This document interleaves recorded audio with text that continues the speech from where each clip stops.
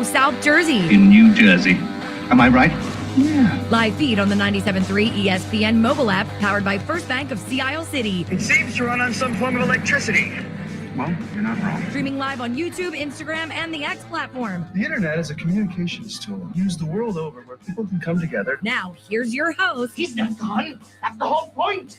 He's never gone. Josh Hennig. Josh Hennig here, 97.3 ESPN, and I have survived the traffic. Oh, you guys think I'm kidding? You know, I thought traffic was bad last weekend because it was July 4th. No. The traffic today was ridiculous coming in. So wherever you're going, please be safe. Please take your time. And this advisory brought to you by Hanging with Hennig on 97.3 ESPN. Coming up on the show, we got a lot to get to in the next 3 hours of Hanging with Hennig. Of course, you guys can always join the conversation at 609-403-0973. Phillies inconsistent play continues. Offseason latest with the Flyers and the Sixers. We got some Eagles NFL talk to come. And yes, I do got some UFC picks for you guys. It is the International Fight Week. Conor McGregor is back, and everybody's talking about it. So we'll talk about it here as well. And again, I will be back on the road the next 2 weeks. So we were back in the studio today. We'll be back on the radio next 2 weeks. So for more information on that, keep it tuned here to Hanging with Hennig. I'll let you know more about that a little bit later this hour on 97.3 ESPN. Coming up on the show, Kevin Durso, Flyers insider for 97.3 ESPN.com. He will join me coming up in about 20 minutes from now. We have the Ivy Rehab injury report with Dr. David Gold coming up at 1:25 p.m. And Rob Maaddi from the Associated Press, he will join us coming up at 2 o'clock. Rob has actually been watching the Phillies very, very closely. He used to cover the Phillies as a beat guy all the time, and now he's covering the Phillies along with other things with the NFL nationally for the Associated Press. So we'll get into all that and more coming up on the show. And before we get to everything that goes on with this whole week with the Flyers and the Sixers, I got to get a little bit of this off my chest when it comes to the Phillies last night. And it's not just last night, okay? It's the whole road trip. The whole road trip has turned into, frankly, an absolute fiasco. And it's really getting on my nerves. The way this team is just so inconsistent from minute to minute, from day to day. I just don't understand. And listen, maybe my memory is off, right? Maybe I don't remember things the way I used to. You know, I am getting older. But I don't ever remember feeling the way I do right now in 2008, 9, 10, or 11, or 93, or any other period where the Phillies were a competitive team. The inconsistency of this team from night to night, it just is so perplexing. And, you know, for all the complaining people did about Rob Thompson, I want to know where those vibes are for Don Mattingly last night. I mean, Aaron Nola was not imploding last night. It's not like Nola just completely fell apart. You're telling me he couldn't have pitched a little longer? He gave you 5 innings. He allowed only 2 runs. He was at, 84, 85 pitches? The All-Star game is coming up. Just run him until he runs into a wall. He was giving you a good effort. You pull him out of the game, and the game goes sideways. Now, I think part of the reason why the Phillies are having bullpen problems is because these guys are a little overworked. And when you get overworked, you get tired. And when you get tired, you get sloppy. And when you get sloppy, you don't play as well. And when you don't play as well, you lose your confidence. So it's a domino effect. I think the Phillies bullpen, they need the All-Star break probably more than anyone else. Because last night, Mesa looked like a guy he's just been run out there too many times. And especially when you have that level of control issues, yikes. And then you basically just went to the whatever guys. Matt Lazar, Garrett Stubbs to finish out the game. Like, it's getting to the point where the Phillies, they just don't have enough arms. And part of the problem last night wasn't just the decision by Don Mattingly, which was a bad decision, I will add. Dumb, stupid, idiotic. And even Mattingly said after the game, looking back on it, I shouldn't have done that. Like, do we give him credit for admitting he was wrong, or do we just criticize him for making the wrong decision? But on top of all of that, there was another issue that, again, continues to creep in. And that is, your Philadelphia Phillies have not scored more than 6 runs in a game since July 1st. Well, today is the 11th. That means it's been 10 days. Here's the number of runs the Phillies have scored during this road trip they are on. 6, 2, 1, 4, 5, 1, 2. Are you sensing a pattern here? Yeah, we can be frustrated about the bullpen and the pitching staff as a whole. But this is now multiple games where the Phillies offense has gone silent.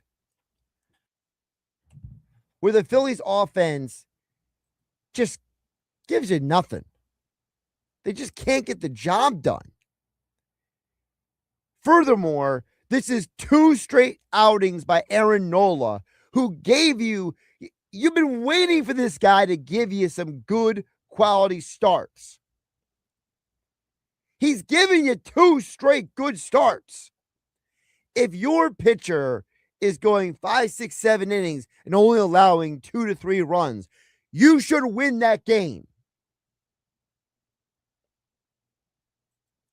But where are we back at? We're in the whole, guys are making bad approaches. Guys are over swinging. Guys are making sloppy contact. And now we have a Phillies team that you look around, you're like, well, what do we do now? I'll tell you what you do now. If the owner is much of a fan as we think he is, or he says he is, John Middleton, he's got to walk over to Dave Dombrowski's office and tell him, Dave, we're done playing with this farm system. We're done hoping for the best. Empty the clip. Go out and rebuild this roster at the deadline. Tell him, I don't care about the prospects anymore. Because the prospects are not helping you right now. You know, it did help you last night. Derek Hill was not supposed to start. He comes into the game. He has a good game for you. Because apparently nobody else wanted to hit last night.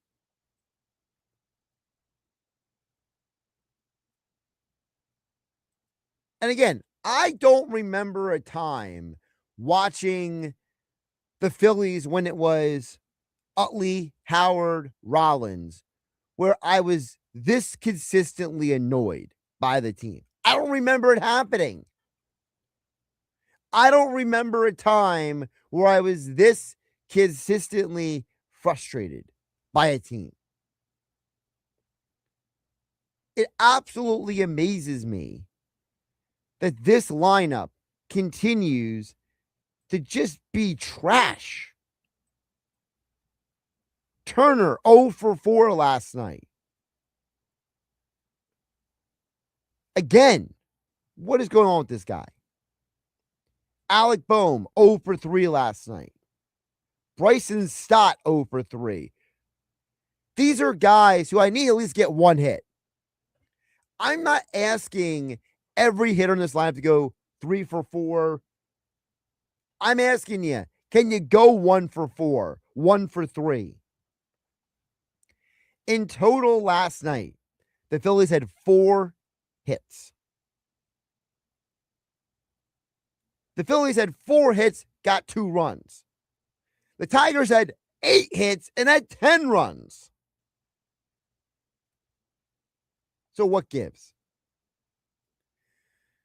We got to stop pretending like being a good club is good enough. Dave Dombrowski, you're probably not listening to 97.3 ESPN, but maybe someone you know is. So maybe someone could pass along the message to the future Hall of Famer who loves to remind us about his resume every chance he gets. Hey, Mr. Dombrowski, you might have a good club, but good does not win championships. You are not a great club. You are just good enough. And good enough is not winning you that championship trophy. It's not getting the team to order custom rings. Because the Phillies on this road trip have shown you time and again, in the 2 starts alone that Aaron Nola gave you, they scored 2 runs in Kansas City and 2 runs in Detroit. We're done with the excuses. I mean, this is a city who is trying to be aggressive here. Howie Roseman is pedal to the metal, 365, trying to make sure the Eagles are championship caliber. Danny Briere, listen, he might not have gotten Leo Carlson, but at least he tried. The Sixers look at Daryl Morey and said, Daryl, it's just not working anymore. They go out and get Mike Yancey. What does Yancey do? Goes out and gets Jaylen Brown. This is a city of assertive, aggressive, and mindful general managers. And Dave Dombrowski is just sitting around twiddling his thumbs. Now, I know in the most literal sense, all right? I know someone is going to be out there and be like, well, Josh, they're doing their best. I know they're doing their best, but maybe it's not enough. Can we stop handing the manager a roster that's not going to give it 100% every night? Now, I understand. Not every night is a good night. Because you know what? You know who I didn't mention in my little rant there? I didn't mention Harper or Schwarber. You know why I didn't mention them? Because Harper and Schwarber for the last 2 months have given you a lot. Turner is probably the streakiest guy I can remember in a long time. I mean, that dude is literally just up and down like a roller coaster. Alec Boehm is statistically having the worst year of his career, which is saying a lot considering that statistically he is also one of the better third basemen in baseball, which is pathetic. Shows you how bad some of the hitting is around baseball. And BC and Bowers Beach is 100% right at 609-403-0973 on the text board. He says Garrett Stubbs right now has a better ERA than Aaron Nola. And that's saying a lot because, one, Garrett Stubbs just comes in mop-up duty, and he has zero expectations to do anything except for get you through an inning. And 2, Aaron Nola has had 2 straight good starts for the first time in 2 years. So think about that. That's where we are right now. Aaron Nola gives you 2 starts that you should have won, and you can't win because Trey Turner is a waste of money. Alec Boehm doesn't know how to hit half the time. Bryson Stott looks like he needs a nap. JT Realmuto looks like he was overpaid exponentially. And, oh, by the way, the whole road trip, you've struggled to score. So that's where we're at with the Philadelphia Phillies. Keep your text coming in like BC and Bowers Beach at 609-403-0973. We got Kevin Durso, our Flyers insider from 97.3 ESPN.com, coming up in less than 10 minutes. Because part of the conversation I want to have today is also about the offseason. You know, I mentioned about Dave Dombrowski basically being Mr. I want to tell you about my resume from 15, 20 years ago. But on the flip side, the 2 executives in the city of Philadelphia who are not the baseball team, the 76ers and the Philadelphia Flyers, they're actually trying. And I said it in passing a little bit earlier, and I'm going to say it again. Danny Briere deserves a lot of credit for trying to get Leo Carlson. There were a lot of teams around the NHL that had zero interest in attempting to go out and get a guy who's a restricted free agent.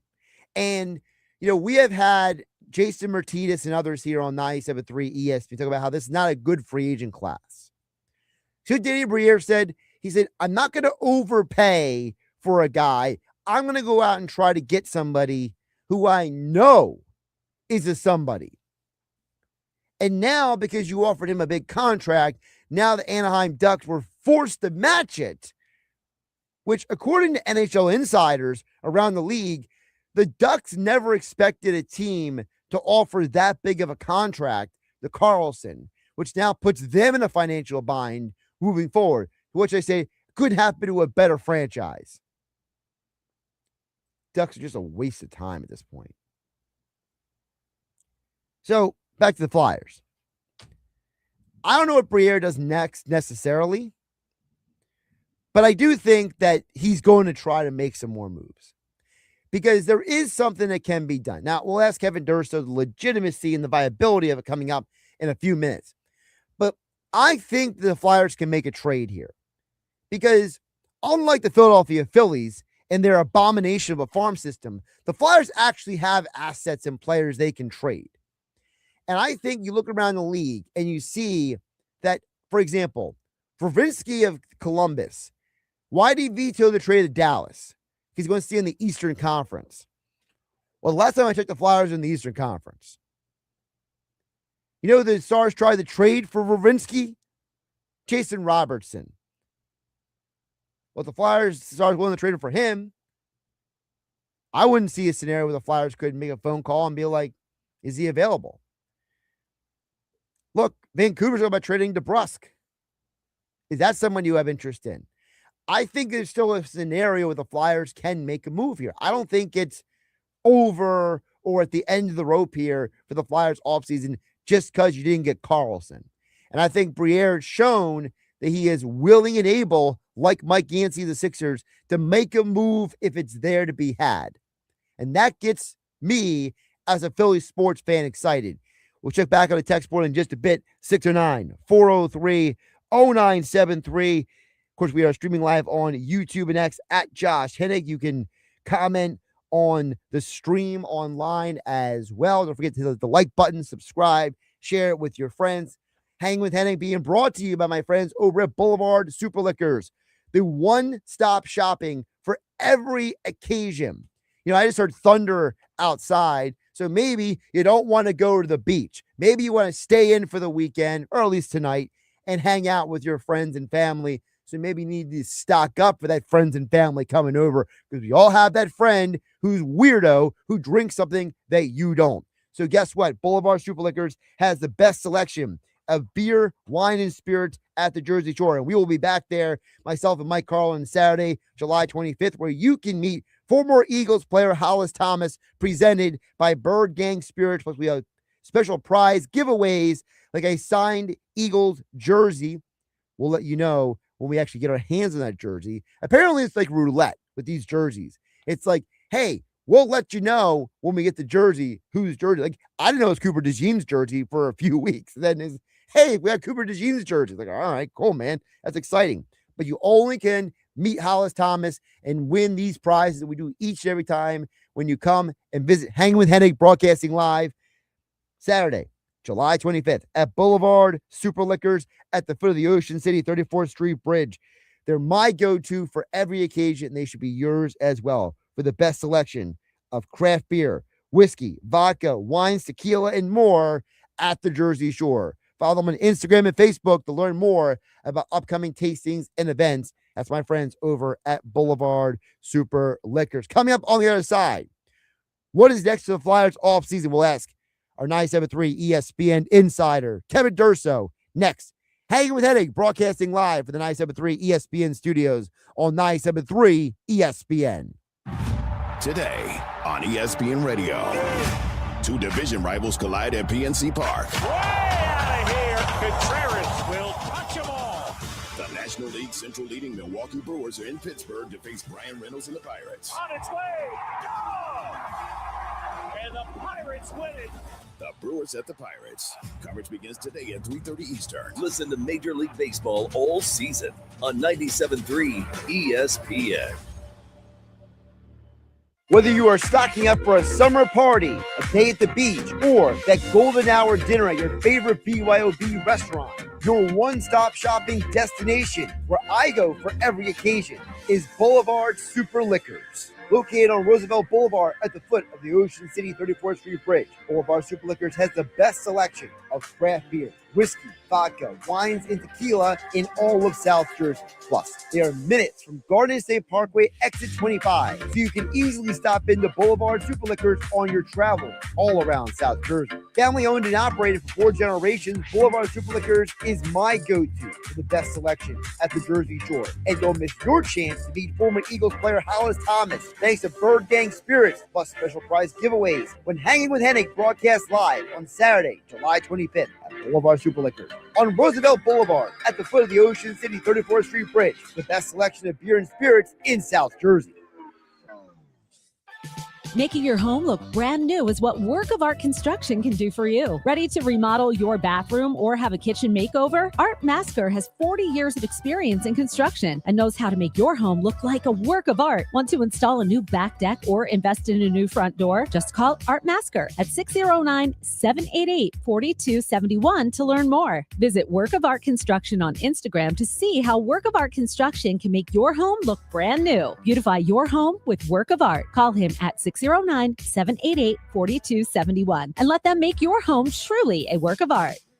Bridgeton Auto Mall is celebrating America's 250th anniversary by giving back to our community in a big way. Now through July 31st, you could win your share of $25,000 in cash. Buy a new or pre-owned vehicle and you'll be entered for a chance to win $20,000. Visit our service department for maintenance or repairs. You'll be entered to win $5,000. Join us for our grand drawing event on Saturday, August 1st with live music, barbecue, family fun, and your chance to win big. No purchase necessary. See dealer for complete details. Visit BridgetonAutomall.com. The world's biggest soccer tournament has arrived, and you can trade the entire tournament on Kalshi. You can trade every match from the opening stage all the way to the final. Spain is currently trading at over 17% to win it all, meaning a $100 trade pays out $580 if they win soccer's biggest prize. On Kalshi, you're trading against other people in a live market. No house, no odds makers. For a limited time, download the Kalshi app and use code TURF to get $10 when you trade $10. KALSHI. 18 plus only. Restrictions and eligibility requirements apply. Event contract trading involves risk and may not be suitable for all investors. Prices, values, and available markets may differ from those mentioned. For more information, see kalshi.com/regulatory. Fishing season's here. Get everything you need at the Bait and Tackle Shop at Utch's Marina in historic Cape May. Come to Utch's for a huge selection of spinning and conventional rods and combos for the boat or the surf with top brands available like Penn, Tsunami, Ocean Max, Shimano, and more. Utch's Marina has all your fishing needs. Live bait, frozen bait, rods, reels, and lures too. Prepare for your next fishing experience. Come see us today at the Bait and Tackle Shop at Utch's Marina, located at the foot of the bridge in Cape May. Indeed presents hires you can't afford to get wrong, like public works supervisor. Hey, this waterman is under a ton of pressure. Did you ever fix it? Yeah, 3 layers of duct tape. Wait, should I have added a 4th layer?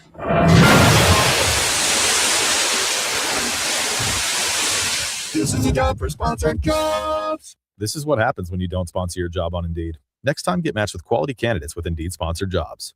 Visit Indeed.com/hire now and sponsor your job today. When it comes to injuries, you can't afford to get it wrong. Insurance companies, they delay, deny, and pay as little as possible. Who's on your side? The law offices of Craig A. Altman. Car accidents, slip and falls, serious workplace injuries. They build cases to put real pressure on the other side. And you pay nothing unless they win. Don't guess, don't wing it. Call 856-327-8899 or visit CraigAltmanLaw.com. Local office in Vineland, backed by a Philly firm that knows how to win. Now back to Hanging with Hennig on 97.3 ESPN FM. I don't want them to gain another yard. And on the 97.3 ESPN mobile app, powered by First Bank of Sea Isle City. You blitz all night. Streaming live on YouTube, Instagram, and the X platform. Josh Hennig back here on Hanging with Hennig on 97.3 ESPN, being brought to you by Cross County Connection, presenting 6 new SJ Connect shuttles, providing fare free transportation across Southern New Jersey. Connect to jobs, colleges, healthcare, shopping, government services, and NJ Transit hubs, all at no cost to riders. For details, call 856-229-7571 or visit driveless.com. Joining me right now to get more into the Flyers offseason, because unlike the Philadelphia Phillies, Danny Briere is actually trying to make the roster better. That's why we have Kevin Durso joining us for the latest on the Flyers offseason here on 97.3 ESPN. Kevin, how you doing today? Doing well, Josh. How are you? I'm doing good. And before you came on, I made the comment, and you can kind of correct me if I'm wrong and frame it this way, but to me, I think Briere deserves credit for trying to get Carlson, because even though he didn't get him, it's better to be the guy who made the shot and then force the Ducks to match it than be like, I don't know if we can get him or not. So I think Briere deserves credit that he's at least showing you the willingness to try to do things.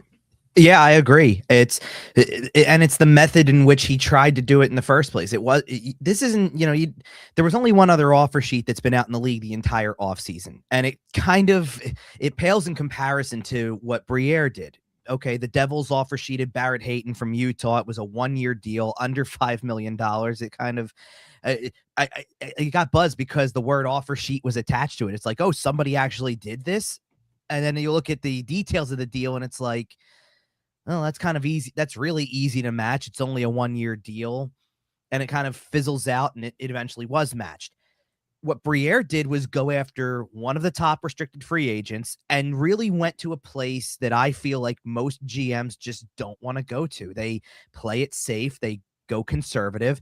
And Briere announced his presence as a general manager willing to be aggressive. It didn't work in this case. You don't get the player, but you do make a case for yourself to be a player in this thing in terms of, I'm willing to go to any extent to make my team better. And that's probably the big takeaway from Briere's case, is that while you didn't get the player and while your team doesn't add a new piece that would have been a significant piece, it kind of gives you the motivation to not stop trying. And that's what I think you need to take away from that.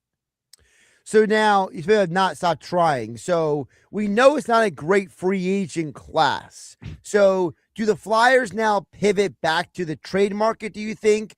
Like, what do you think is next for them? Because obviously they still have 2 months before they get to training camp.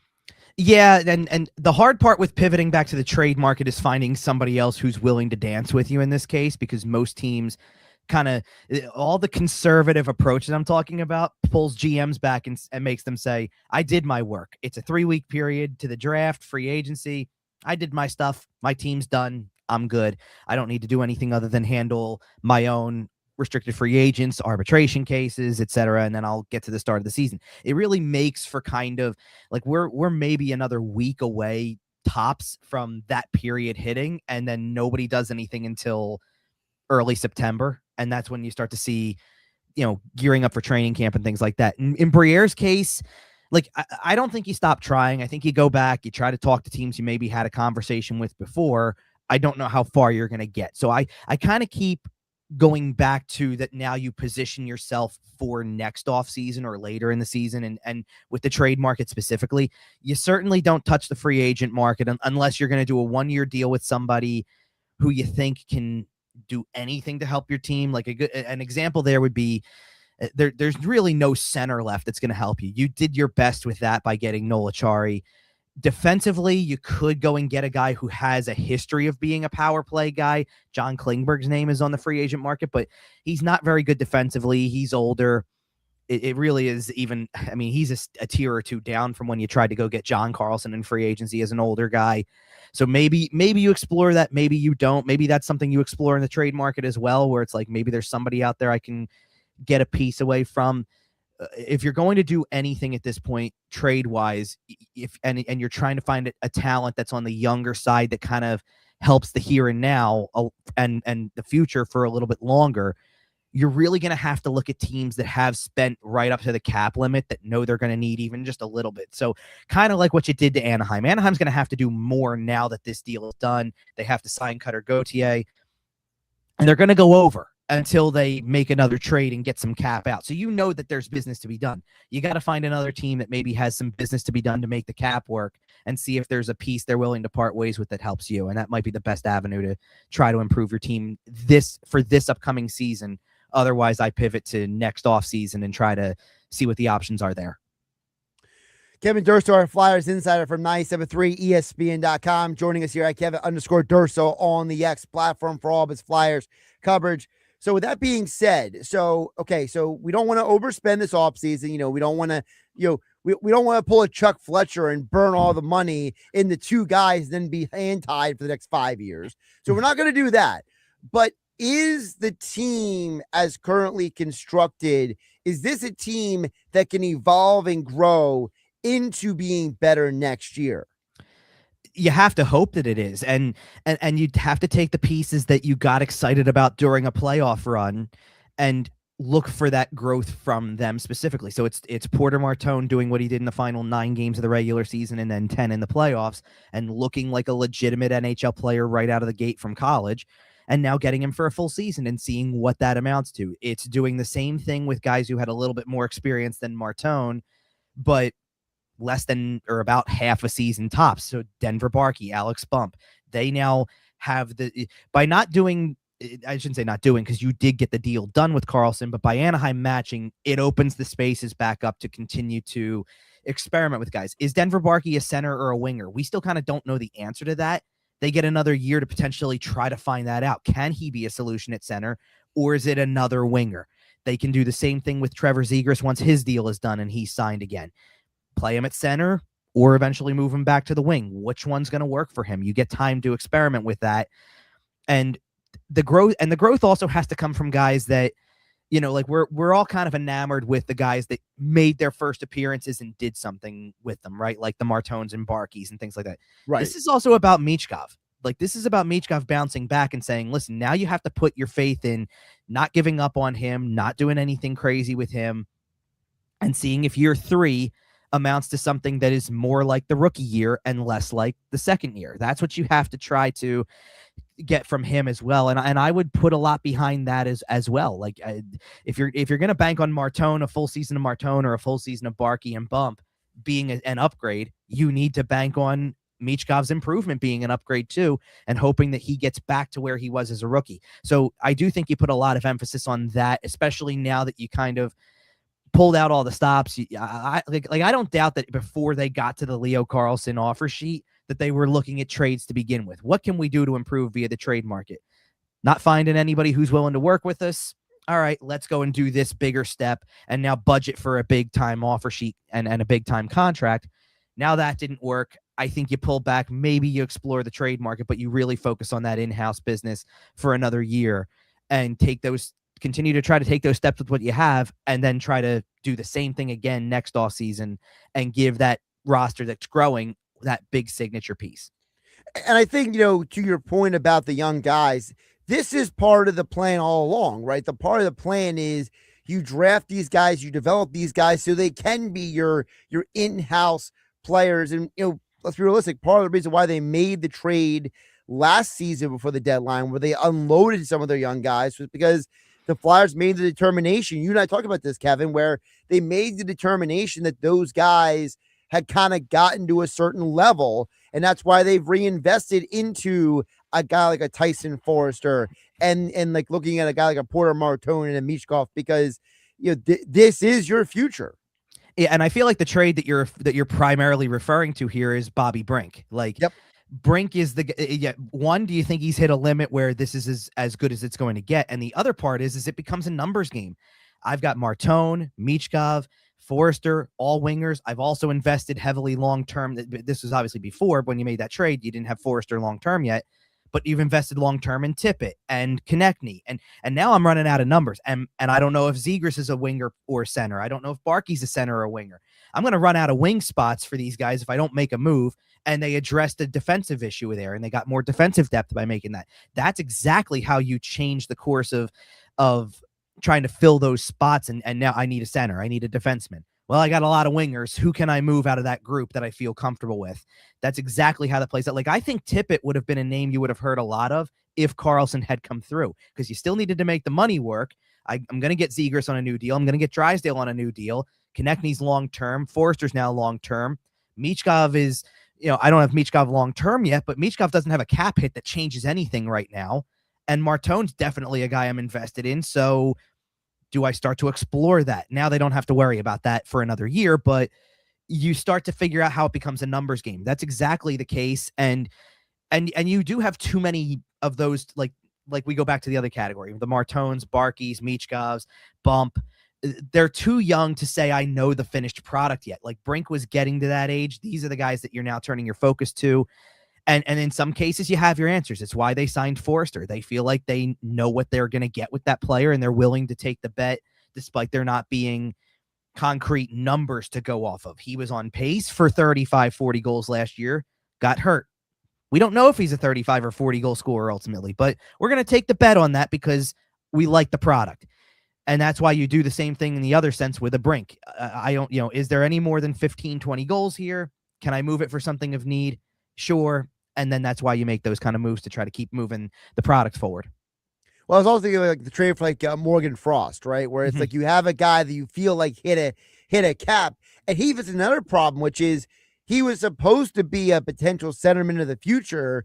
And Noah Case basically outplayed him, outperformed him in as a two-way player. So I think that, to me, this is where I give the Flyers, the current regime, credit, which is Briere and his team. They're looking around and saying, we got to have honest conversations, because, Kevin, I liked Bobby Brink. I liked him as a player. But you know what? If you can get a guy like Jiricek who could be part of your defensive line for the future, you got to make the move that's in front of you. And I think that's where Flyer fans should be encouraged, because are you maybe going out and getting the biggest name in the market in all these moves? No. But what you're not doing is wasting your time with guys who are not going to be part of the future of this team. And for me, it's a big disagreement I have with people who say they're doing this a little backwards. Like, a lot of people want you to be, and I'll use this team as an example because I feel like this is where they started, want you to be San Jose and get Celebrini first and then build the edges. I like that they've built so much of the edges that at this point, I mean, if they would have gotten Leo Carlsson, I don't even know if you need to go out and get a true number one defenseman if you can find the sum of the parts in two players. Carolina doesn't have a guy like Cale Makar playing defense for them. They have Gostisbehere being the offensive dynamo, and they've got Jacob Slavin being the defensive stud, and you put the sum of those parts together, and you've got the makings of a really good defensive core. They could make that work. So if they would have landed Karlsson on top of all this, and then you sit there and look back at your roster and go Martone, Michkov, Forrester, Tippett, Konechny, and then down the middle behind Karlsson, Dvorak, Cates, Couturier playing fourth line, Nola Chari's a fourth liner. I'm running out of, like, inevitably I'm going to leave somebody out because there's too many guys on the edges. And then you get to your defense, and you didn't touch your defense from a playoff team last year, essentially. That's encouraging. You added a backup goalie to go with your goalie that you feel like can be your starter for the next several years. You start to, it's why I would have put them. I think I would have put them in the, maybe not in the tier with the Carolinas, Floridas, and Vegases of the hockey world, but I probably put them in the tier below of being close to cup contention. Like, you're not really there just yet, and the years of experience will probably get you there, but you have a lot of the makings of where you need to be. And so I like that about them. And one of the things I'll bring up, because this is to your point about Morgan Frost, for example, it's doing smart business in terms of a numbers game from a different perspective. If Brink was a numbers game from, I don't have roster spots for you, Frost was a numbers game from, you're going to ask for more money than I'm willing to give you, and I already know where this is going. So I'm just going to make the move now and get something. Draft picks, maybe a player that's useful. I'm going to do business that way so that I don't feel like I'm left in the dust when I realize I can't afford what you're going to want. You're not going to be part of my team going forward, and I'm going to make this decision now. It was the same thing with Brink. You could have waited until this offseason and seen, he probably just walks as a non-qualified player. Instead, you make a deal and you get a piece that can help you. It's really good. Danny Briere has done really good business around the edges, and everybody's just waiting now for the big splash. And even though he didn't get Carlson, I think he's at least showing the aggressiveness to try to go get it, which is encouraging. Well, the other thing is, to your point about Celebrini, and this is where I feel like the person who doesn't like fully want to wrap their mind on what way hockey works is Celebrini is not there all the time. Like getting a guy like Celebrini is not like so easy. It's not like hey, you just tanked and you got Celebrini. Like, no, he ain't the guy every year. Like Dylan Guenther a few years ago was not the number one pick. I think he's even a top 5 pick, but he's arguably the best potential scorer from that draft. So, hockey is such a weird sport that like just saying you got to go out and get a Celebrini. That's like saying I go out and get a Lamborghini. Like you don't just happen to find them randomly. Yeah, and it's nice to have them, of course, but at the same time, like all the teams that put themselves there. So the Flyers have picked at the lowest or the highest, I guess, depending on your perspective of it. The highest they've picked in the draft is 5th, 6th, and 7th over 3 years. The 5th overall pick, we all know what happened to him. He's not here. And he's a key piece to all of the things that happened over the last week. But that's, obviously another conversation for Anaheim to have later now that he's theirs. But the 6th and 7th are Michkov and Martone. Martone was a 6th overall pick. Michkov was a 7th overall pick. And they've played a playoff game before Connor Bedard, before Macklin Celebrini, before any of the guys that Chicago picked. Chicago hasn't made it. San Jose has had Celebrini for 2 seasons. They didn't make it. Columbus has had Fantilli for 3 years and hasn't made the playoffs in the same time frame that the Flyers were going on a drought. Detroit has picked up there a ton of times. They haven't made the playoffs in a long time. Buffalo's long road back to the playoffs. It was 15 years of picking guys and watching them come and go. You finally got to the playoffs and look pretty well off. The one team, I guess, that's kind of been the exemplary model for it has been Montreal. They've not only drafted really well when they've been either really high in the draft or even those mid-level picks, they've taken care of the in-house business to have them all under contract so you can actually go forward with a core. That's what I like about what the Flyers have done. Maybe they haven't picked the highest, but they've picked players and acquired players that they feel like they can build around, and they're really just short the centerpiece. Montreal seems like they're a lot closer to that because their top defenseman looks like a centerpiece defenseman. Their top forwards look like centerpieces.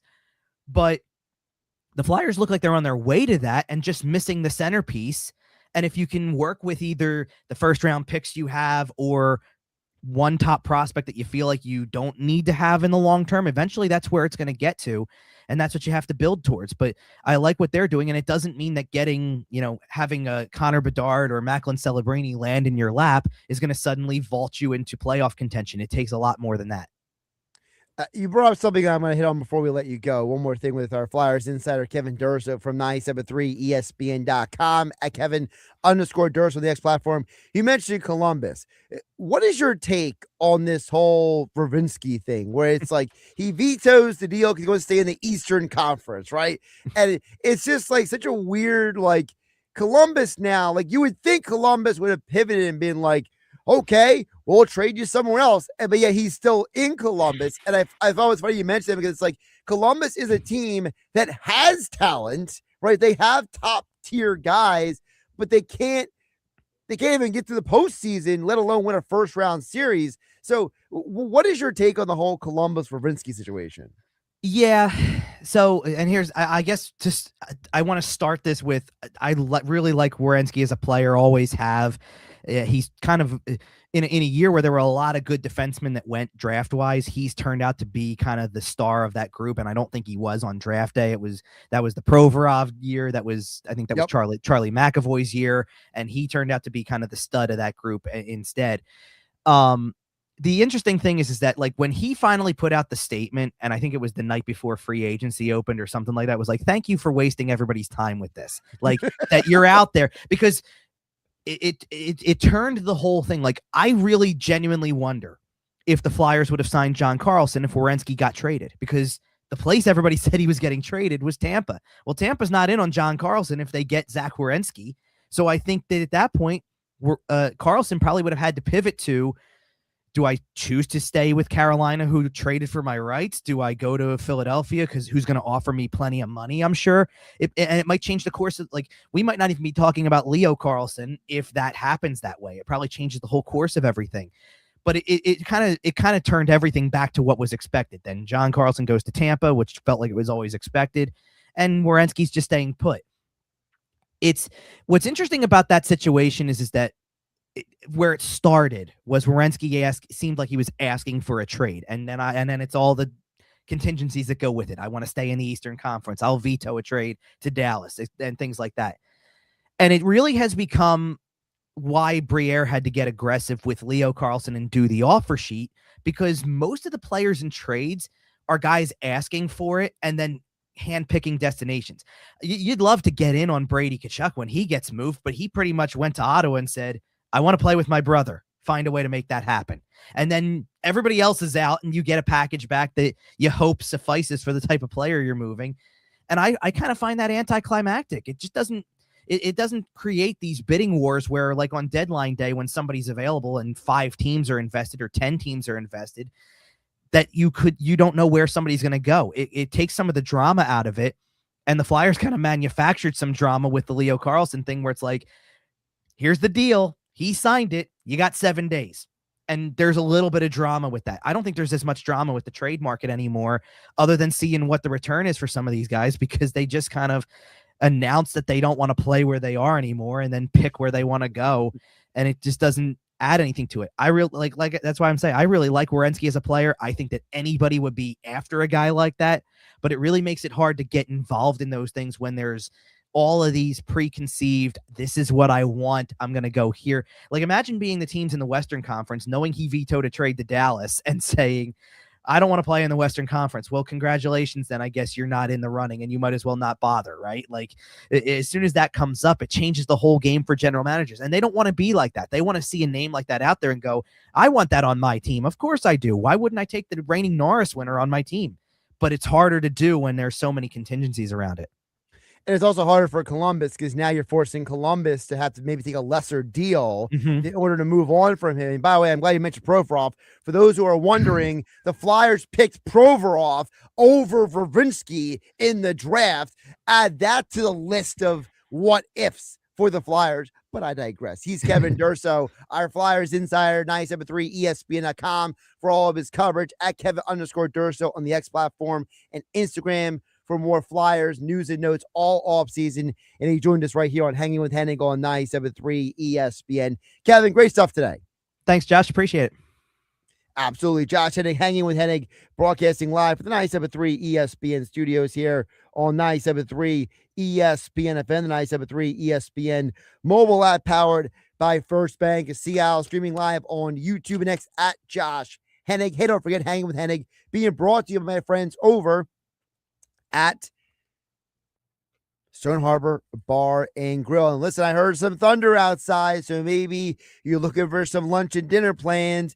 You're in the area, go visit my friends at Stone Harbor Bar and Grill, the best wings on 7 Mile Island. Amazing food options all summer long. And of course, don't forget, you can watch all the games on their brand new 4K TVs, a completely remodeled bar and dinner area for summer 2026. You can only find it at one of my favorite spots in all of South Jersey to visit every single summer to watch the Phillies and whatever other sports are going on. I know I got Wimbledon in the studio right now, but whatever you want to watch, good food, great TVs, amazing vibes. It's Stone Harbor Bar and Grill. The Stone Harbor Bar and Grill on 96th Street is Stone Harbor's most complete entertainment experience. Great food, fun, and libations, and newly remodeled for 2026. The same great owners and all your favorite menu items remain, and now we've taken things up a notch with a brand new bar, new sound system, 36 brand new 4K TVs, and more. No matter where you sit, you always have a perfect sight line to the big game, and you've got to try our mouth-watering new menu items. Start your meal with blackened scallops, homemade fried pickles, or a cheeseburger flatbread. Try our new Chicago-style dog, or the Mary Ann sandwich, a chicken cutlet, broccoli rabe, and sharp provolone on world-famous Rando's Bakery Atlantic City bread. The Stone Harbor Bar and Grill sources only the top ingredients and serves up the best quality food. Voted best wings of Stone Harbor and the Jersey Shore by Lord of the Wings. Prime rib nights Friday and Saturdays, rib nights on Sundays, and Mike the Magician Friday, Saturday, and Sunday. The newly remodeled Stone Harbor Bar and Grill on 96th Street in the heart of Stone Harbor. Open 11:30 a.m. till midnight, 7 days a week. Go to stoneharborbarandgrill.com or call 609-961-3534 for more. They call this one Bill. Whoa, aliens? Am I in a spaceship? Affirmative, Bill. What's with the laser saw? Relax. We are cutting our bill in half. What? An Xfinity mobile transmission says you can cut your bill in half. Oh, your mobile bill, not me, Bill. Xfinity Mobile also says we can try it free for a year. Free. Yes, with no commitment. Can we put the saw away? I am reluctant. But we will find another being to bisect. That's not sci-fi. It's Xfinity Mobile. Xfinity Internet members cut your mobile bill in half. Plus, try Xfinity Mobile free for a year. No commitment. Learn more at xfinitymobile.com. Xfinity. Imagine that. Restrictions apply. Xfinity Internet required. Savings compares one line of Xfinity Mobile Select to comparable plans from T-Mobile, Verizon, and AT&T as of 3/24/26. Taxes, fees, extra. $30 monthly discount limited to new mobile customers only. After 12 months, regular rates apply. Summer's here and the heat is on. Attila's Gyms has got you covered with top-tier equipment and their legendary old-school vibe. Whether you're hitting the beach or hitting a personal record, they've got everything you need to stay strong while on vacation. And best of all, no contracts, just fitness on your terms. With 5 convenient locations, Wildwood, Sea Isle, Ocean City, Egg Harbor, and Galloway, your next workout is minutes away. Join Attila's Gyms today. This is the story of the one who keeps multiple buildings running smoothly day after day. Plumbing that flows, HVAC that hums, cleaning supplies that keep surfaces sparkling. That's why she counts on Grainger. With easy reordering online and 24/7 support, Grainger helps her keep the products she needs on hand. So shelves stay stocked and buildings stay ready. Call 1-800-GRAINGER, click Grainger.com, or just stop by. Grainger, for the ones who get it done. Selling your car? Get to Automotive Avenues, a trusted name at the Jersey Shore. Selling is fast, simple, and worry-free. Just tell them about your car online, share your VIN, and get a guaranteed offer in minutes. A quick call confirms your vehicle's condition with zero pressure and no upfront costs. You get paid fast with pickup scheduled in just a few days. At Automotive Avenues, you're working with a team that genuinely cares. Visit AutoAppNJ.com or stop by 5011 Route 33 in Wall and 573 Delsey Drive in Sewell. Filling marble and tile, transforming spaces into beautiful places. Hey, it's Joe Kelly. Filling Marble and Tile Retail Outlet in South Jersey is a premier family-owned stone dealer and installation expert. Residences, businesses, hospitals, schools, Atlantic City casinos, and more have trusted Filling Marble for quality marble, granite, and tile. Stop by today. Filling marble and tile, transforming spaces into beautiful places. See them online at fillingmarble.com. For adults with Crohn's disease or ulcerative colitis symptoms, every choice matters. Tremfya offers self-injection or intravenous infusion from the start. Tremfya is administered as injections under the skin or infusions through a vein every 4 weeks, followed by injections under the skin every 4 or 8 weeks. If your doctor decides that you can self-inject Tremfya, proper training is required. Tremfya is a prescription medicine used to treat adults with moderately to severely active Crohn's disease and adults with moderately to severely active ulcerative colitis. Serious allergic reactions, increased risk of infections or lower ability to fight them, and liver problems may occur. Before treatment, get checked for infections and tuberculosis. Tell your doctor if you have an infection, flu-like symptoms, or need a vaccine. Explore what's possible. Ask your doctor about Tremfya today. Call 1-800-526-7736 to learn more or visit tremfiaradio.com.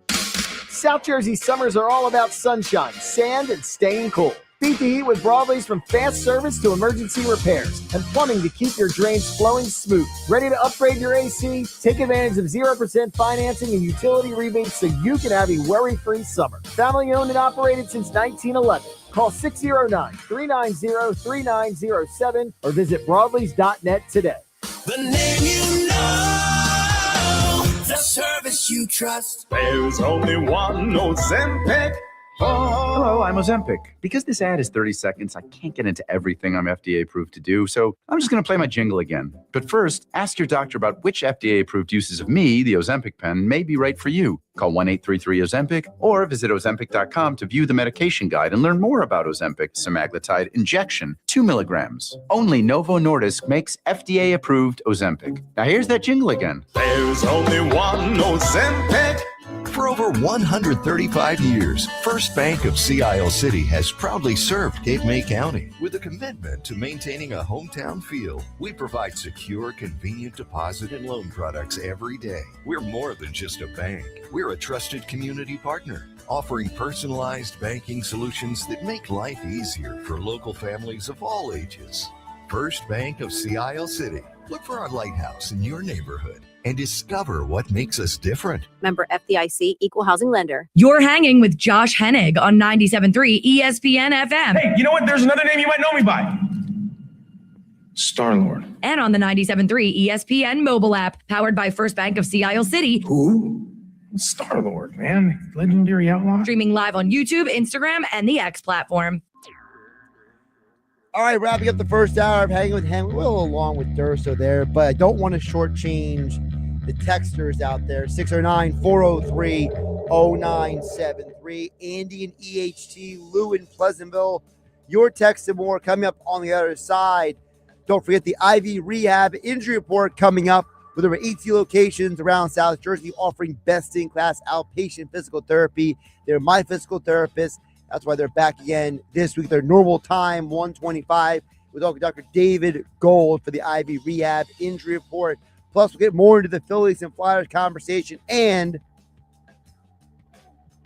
what's really going on with this Sixers LeBron stuff. We'll get to that coming up in the show as well. Also, I know Conor McGregor fights tonight. I'll give you some picks for it later in the show. Hang with Hennig. 97.3 ESPN. Hour 2 next. Sunday morning in the locker room with Billy Schwein, producer Alex Berardis, and John Coyle join me in the studio. We'll talk Phillies baseball and go on the mound with former Phillies relief pitcher Scott Air. Brought to you by Blitz's Market of Ocean City. Hour 2, Mr. Negadelphia, PJ Gorda checks in. Brought to you by the Vassar Pool Service. Next, we'll hear from Holy Cross outfielder C.J. Egri while he waits by the phone during the Major League Baseball draft. It's the locker room with Billy Schwein, Sunday morning from 10 a.m. to noon on 97.3 ESPN. Is your trading stopping you from shopping? It's time to drop in some Matt Blatt Nissan. Don't freak out about your old car. Trade out. Matt Blatt Nissan and Matt Blatt Infinity can get you out. Get up to $4,000 over Kelly Blue Book Fair Trade value for your old car. Come see us today at Matt Blatt Nissan and Matt Blatt Infinity on the Black Hole Waters Pike in Egg Harbor Township. It's time to drop in some Matt Blatt Nissan. Next trade for the purchase of select models expires 1 thing. Hey, it's Mike Gill. Every day, the Branch's outreach is on the move. They're recovering fresh food from local grocery stores before it goes to waste and bringing meals and essential supplies to communities all across Cape May County. They're stocking pantry shelves, supporting families, and connecting people with advocacy, case management, and resources that can change lives. Last year alone, the Branch's outreach served nearly 14,000 warm meals, provided more than 6,400 pantry distributions, and helped more than 15,000 family members put food on the table. But all of that depends on one thing: getting there. That's why the Branches has launched the Road Ahead campaign to purchase a new outreach van that will help recover more food, expand outreach, and bring essential resources to even more people across Cape May County. Whether you're a year-round resident or enjoying everything Cape May County has to offer this summer, you can help keep this mission moving. Visit thebranchesoutreach.org and support the Road Ahead campaign today. Help keep the branches moving. Progressive presents the Museum of You. We begin our tour with a unique piece, a relic from the early big screen television era. Remarkable. Next, we find a juicer, which historians believe has only ever been used once. And finally, compact discs from the emo era. A rare find indeed. Some things should be history, but until then, you could protect what's important to you and save by bundling your auto insurance with a renter's policy from Progressive. Progressive Casualty Insurance Company affiliates and other insurers. Not available in all states or situations. Hanging out at the Piccadilly, nowhere tomorrow, everyone's happy. Beers keep coming, tails piled high with friends and family, spirits to the sky. South Jersey's official play-by-play home of the Eagles, Sixers, and Flyers. At 0 point would I ever consider not being a fan of the team. 97.3 ESPN, WENJ, WENJ HD, Millville, Atlantic City. A Town Square media station serving all of South Jersey. Finally! This is Hanging with Hennig. I have friends everywhere. On 97.3 ESPN Radio, South Jersey. In New Jersey. Am I right? Yeah. Live feed on the 97.3 ESPN mobile app, powered by First Bank of Sea Isle City. It seems to run on some form of electricity. Well, you're not wrong. Streaming live on YouTube, Instagram, and the X platform. The internet is a communications tool used the world over where people can come together. Now, here's your host. He's not gone. That's the whole point. He's never gone. Josh Hennig. Hang with Hennig on 97.3 ESPN. We are back for hour 2 of the show. We'll get back to text board in just a minute. 609-403-0973. We're talking Phillies and Flyers in the first hour. We still have more to get to when it comes to the Sixers. And, of course, don't forget we have the Ivy Rehab injury report coming up at 1:25 today. Rob Maaddi from the Associated Press. We're going to talk about the Phillies and the Eagles coming up at 2. I mentioned I'm going to be on the road multiple times in the coming weeks. So for those who maybe you want to mark your calendars, I know you guys love to win prizes. So here's the deal. Here's the full rundown. So I mentioned a little bit earlier in the show, we'll be back at Boulevard Super Liquors Night in Venice weekend. That is Saturday, July 25th. We will be there presented by Bird Gang Spirits. You can join myself, Mike Carlin, and we have a special guest, Hollis Thomas, former Eagles player. He will be on site for a meet and greet that day. Again, Hanging with Hennig, Boulevard Super Liquors, Saturday, July 25th. We will be there. Thanks to Bird Gang Spirits. Thanks to all the folks at Boulevard Super Liquors who will be giving away prizes like signed Eagles jersey and much, much more that day. So that's coming up 2 weeks from now. Next Saturday, I will be back in Sea Isle City, where I will be hanging with you on the Sea Isle City Boardwalk. So we will be down there on the boardwalk, hanging with Hennig. So come on down for your chance to win prizes, gift cards to local businesses. And I do want to shout out my guy, Nick from Zia Nicola Pizza. He is one of the sponsors of me being down there, along with the Juice Pod, Annie Ann's Pretzels, and Big Dipper Ice Cream. So come on down for your chance. Come on down, grab some pizza, maybe grab an Annie Ann's pretzel, some ice cream, some Juice Pod drinks. Of course, you win prizes for gift cards to all of those businesses, along with other prizes I will have for you guys. That'll be next Saturday. I'll be in Sea Isle City on the boardwalk between 42nd and 43rd Streets. And then the week after that, I will be back at Boulevard Super Liquors, presented by Bird Gang Spirits. So more opportunity for you to hang with Hennig on the road the next 2 weeks right here, 12 to 3 on 97.3 ESPN. All right, back to the text board, 609-403-0973. We opened the show with me venting and complaining about the Phillies, and we transitioned to the Flyers. Lou from Pleasantville chimes in on the text board at 609-403-0973. He says, I don't understand how you keep getting disappointed by this roster for 3 years now. They've been garbage in crunch time, and they're even worse now. Turner, Bohm, Sauer, exactly who we thought they were. Oh, and by the way, he says, I don't know what you're trying to say there. You might be doing voice to text, but I think he's trying to say that the farm system is complete trash. So it's time to sell off all the pieces and try to reload. This lineup will never go anywhere. couple things there. One, to say that Turner, Bowman are exactly who they thought they were, that's hindsight being 2020. Okay? Lou from Pleasantville, I think you're being a little disingenuous there. I agree with you that they've basically been disappointing for 3 years now. I 100% agree with that. But the reason why they're disappointing is because Turner, Bowman, Stott are not who we thought they would be. Here's what I mean by that. Trey Turner, before he came to Philadelphia, was a World Series champion. And you thought, hey, we're adding a guy to our team who is won a World Series, a guy who has been top 10 in MVP voting multiple times, a guy who is basically going to be an addition for our team. We couldn't win the World Series, right? You went there in 2022. Then you added Turner. That was supposed to be the guy that pushed you over the top. Trey Turner in his career, before coming to Philadelphia, was considered one of the best leadoff hitters in baseball. His career before coming to Philadelphia was a .302 batting average and a .355 on base percentage. So the idea was that you're giving this guy a $300 million contract because you thought he was going to be the guy to get you across that World Series finish line.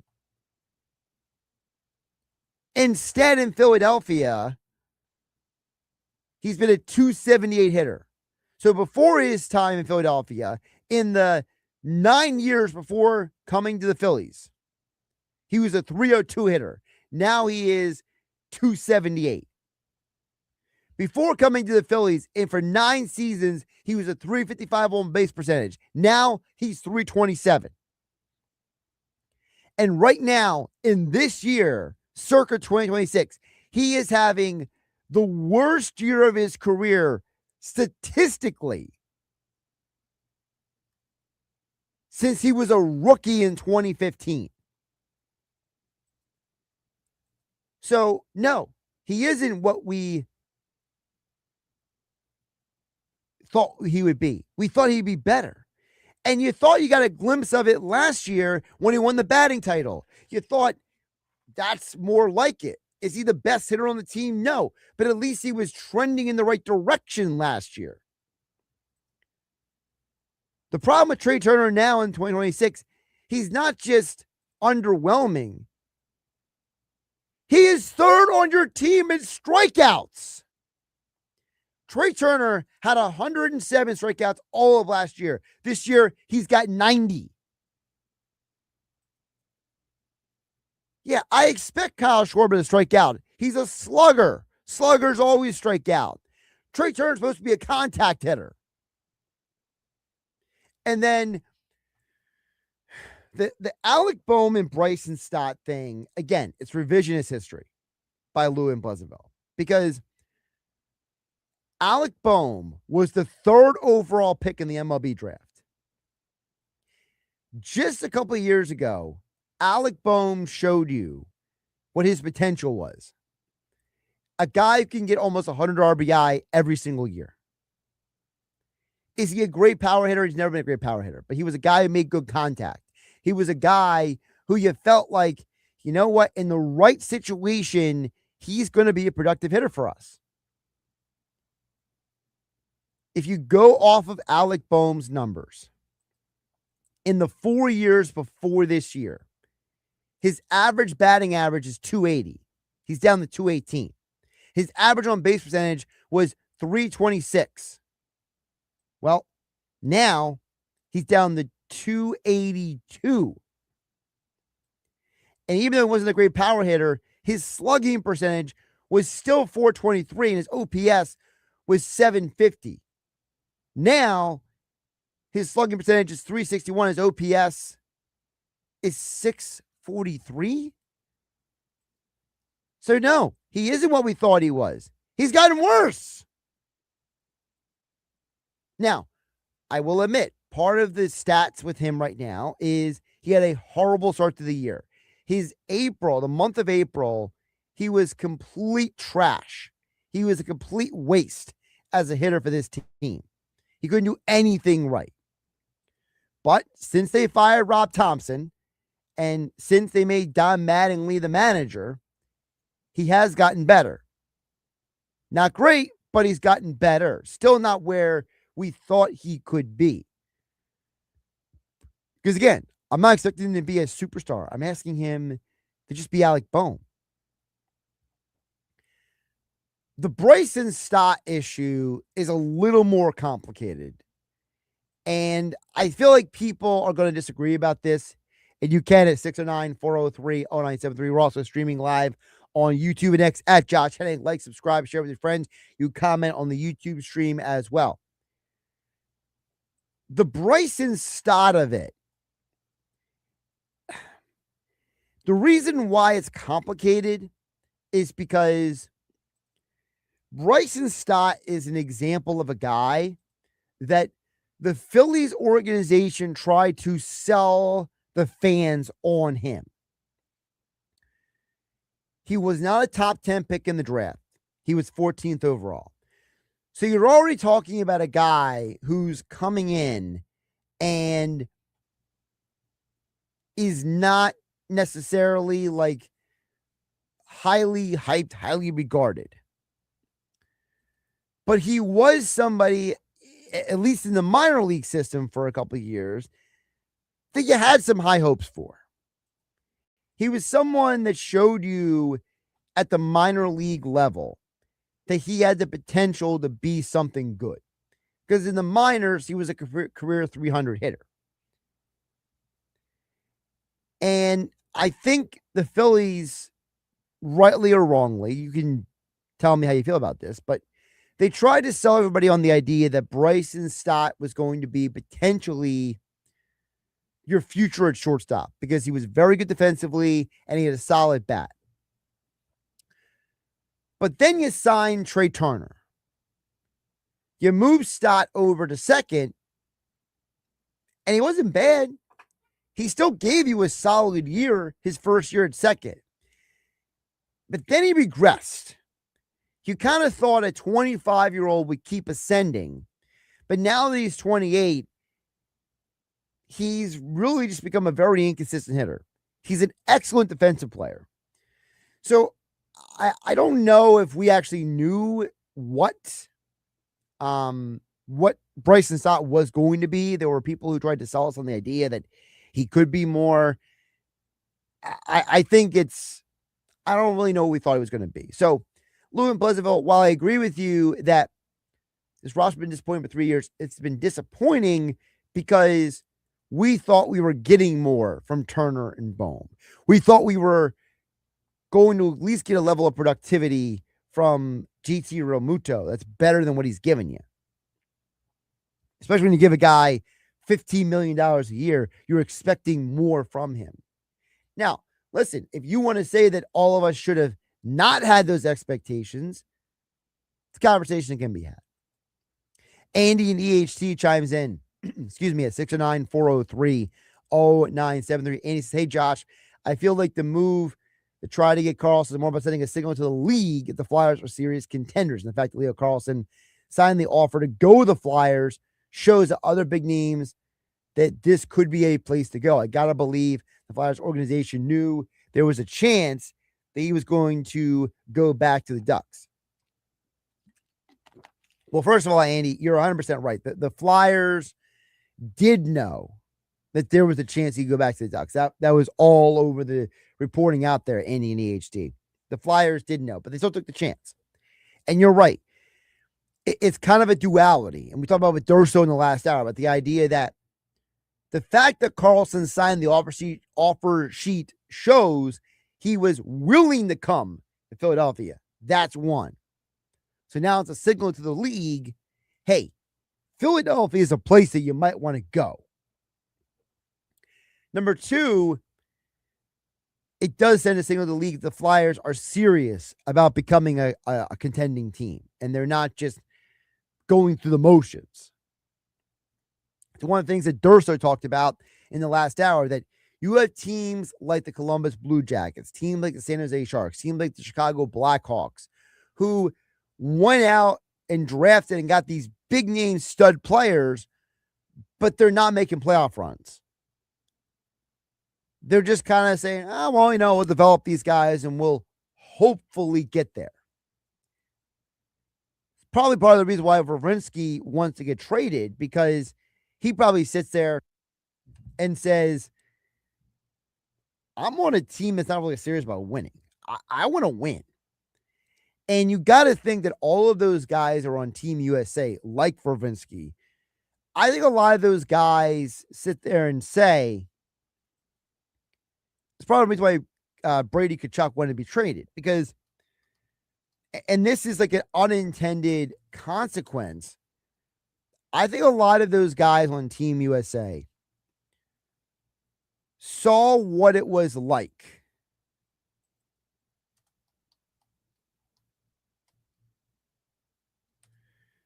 to win to win at that level, right? And I'm being very deliberate how I'm saying this, so everyone please, kind of like hear me out here. Because I don't know these guys personally, okay? I'm just kind of reading between the lines from what I see. I see that when you have guys like Brady Tkachuk and Zach Werenski, and when you have these guys who were a part of a team, we'll throw Quinn Hughes into the conversation because he got traded during the season as well. When you have guys who are a part of a winning organization or a winning team, shall we call it, and then they come back from the high of winning the gold medal in the Olympics, they come back to reality. Here's gravity, and the gravity of your situation is that if you are on the Columbus Blue Jackets, if you are a player like Brady Tkachuk and you're on the Ottawa Senators, are you really winning with your team? Are you returning to a team that is going to have the same level of winning mentality as the team that you were just a part of for a few weeks at the Olympics? You experienced the high of highs of winning gold medal, and now you're transitioning to life without that.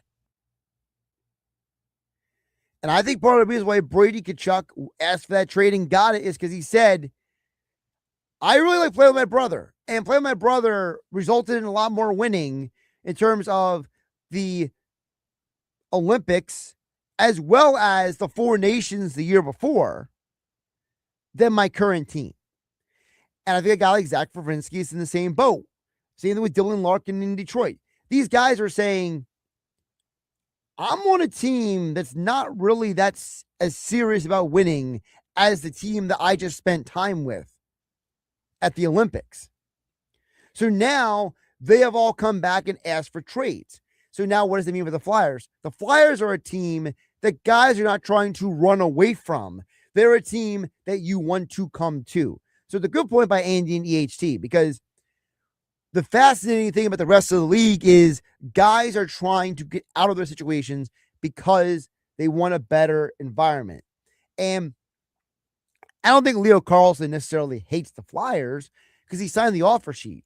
I think Leo Carlsson said, look, I value who I am now and in the future, and if the Ducks aren't willing to give me that money, I'll go get it somewhere else.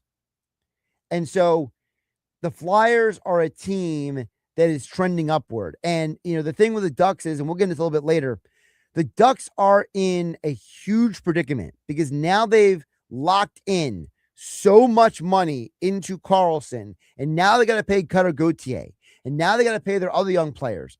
And you know what happens? Now they're going to re-sign so many key players that they need. Then now they won't have the roster flexibility over the next several years. It will be interesting to see what that means for the Ducks moving forward. Hang with Hennig, broadcasting live from the 97.3 ESPN studios here on 97.3 ESPN FM. The 97.3 ESPN mobile app powered by First Bank of Seattle, streaming live on YouTube and X at Josh Hennig. And Hanging with Hennig is always being brought to you by my friends over at the law offices of Craig A. Altman. Listen, driving to work this morning, I got stuck in traffic on the Parkway. You know why I got stuck in traffic? Because there was another car accident. These people, they're on their phone. They're not paying attention. Maybe they're driving when they're tired. I don't know what it is, but you know what? If you are unfortunately in a car accident, you have a slip and fall at work, you need the lawyers on your side who could handle the tough cases. Because the insurance companies, they have a game plan. It's called delay, deny, pay as little as possible. So what is your game plan when something happens to you? Workplace injury, car accident. You need the law offices of Craig A. Altman, 856-327-8899. They are in Vineland, New Jersey, serving all of South Jersey. They are backed by a Philly law firm that knows how to win. Because when you call those people on television, you're getting somebody who's going to hand you off to somebody else. They're going to throw you over to someone else.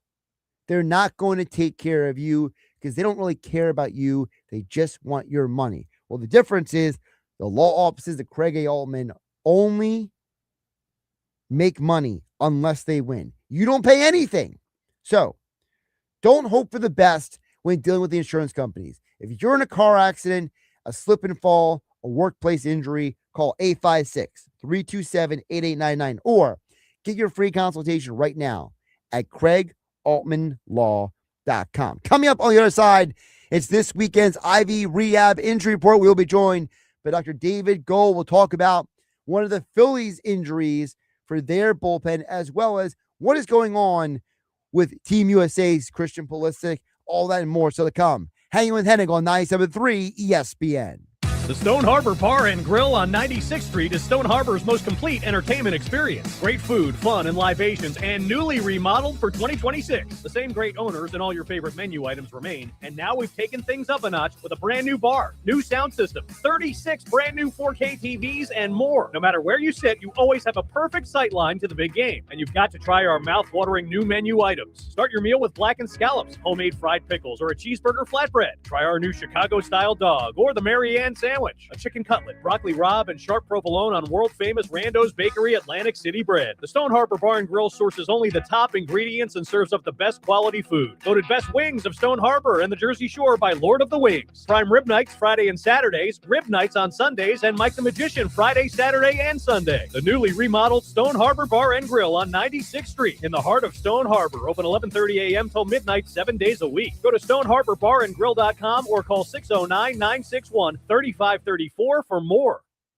Bridgeton Auto Mall is celebrating America's 250th anniversary by giving back to our community in a big way. Now through July 31st, you could win your share of $25,000 in cash. Buy a new or pre-owned vehicle and you'll be entered for a chance to win $20,000. Visit our service department for maintenance or repairs. You'll be entered to win $5,000. Join us for our grand drawing event on Saturday, August 1st with live music, barbecue, family fun, and your chance to win big. No purchase necessary. See dealer for complete details. Visit BridgetonAutomall.com. Hey guys, it's Mike Gill for Clark's Moving and Storage down in Rio Grande. Let me tell you, we did a huge move not too long ago, and honestly, Clark's did a fantastic job. I mean, really fantastic. They moved all my stuff from my Ventnor place on the shore out to the mainland in EHT. Clark's Moving and Storage, they took care of it all from start to finish. Trust their moving company with the finest in storage and moving services. They're one of the largest companies in the area, and you can trust them. Believe me, they got it all done, moved everything, not a scratch, not a dent, not anything. On time, professional. They really did it all. I felt very comfortable and very confident in their team at Clark's Moving and Storage every step of the way. So do what I did and use Clark's Moving for your big move. Call them today, 609-889-0780, or visit them at clarksmoving.net. Clark's Moving is an authorized agent for Wheaton Worldwide Moving, so they can move you across the country or even around the world. Summer's here and the heat is on. Attilas Gyms has got you covered with top-tier equipment and their legendary old-school vibe. Whether you're hitting the beach or hitting a personal record, they've got everything you need to stay strong while on vacation. And best of all, no contracts, just fitness on your terms. With 5 convenient locations, Wildwood, Sea Isle, Ocean City, Egg Harbor, and Galloway, your next workout is minutes away. Join Attila's Gyms today. For over 135 years, First Bank of Sea Isle City has proudly served Cape May County. With a commitment to maintaining a hometown feel, we provide secure, convenient deposit and loan products every day. We're more than just a bank. We're a trusted community partner, offering personalized banking solutions that make life easier for local families of all ages. First Bank of Sea Isle City. Look for our lighthouse in your neighborhood and discover what makes us different. Member FDIC, Equal Housing Lender. Now back to Hanging with Hennig on 97.3 ESPN FM. I stood right there not too long ago, and I told the entire world, I said, call me what you want. Yeah. And on the 97.3 ESPN mobile app, powered by First Bank of Sea Isle City. And there's nothing you can do about it, and that's not an insult. That is just a fact of life. Yeah. Streaming live on YouTube and the X platform. Josh Hennig back here and Hanging with Hennig on 97.3 ESPN. We'll get back to text board in just a bit at 609-403-0973. But right now it's time for the Ivy Rehab Injury Report with our 18 locations around South Jersey, offering best-in-class outpatient physical therapy. We are back to the normal schedule at 1:25 today. Last week, we talked about, well, my injuries, and that's why I endorse Ivy Rehab, because they were where I went to for my physical therapy. That's why I recommend to everybody here on 97.3 ESPN. We'll get back to the athletes this week with Dr. David Gold joining us right now here on 97.3 ESPN. Dr. Dave, how you doing today? Josh, nice to see you. Doing very well. How are you? I'm doing good. So, some interesting injuries this week, obviously, in the news. We got to start with Team USA because Christian Pulisic got injured again. And, you know, what we found out was that even if Team USA would have won that game, he might not have been able to even go on because he sustained a microfracture and a bone bruise in the tibia and fibula in his lower right leg. It's the opposite leg from which he sustained the calf injury a couple weeks ago. So the reports say that he played through for 40 minutes, but he is going to be out of action for several weeks. So explain what are the complications of a microfracture in a left leg and how that impacts recovery with the tibia and fibula. Yeah, great question. And I mean, the complications are the number one thing you'd want to worry about is risk of progression, right?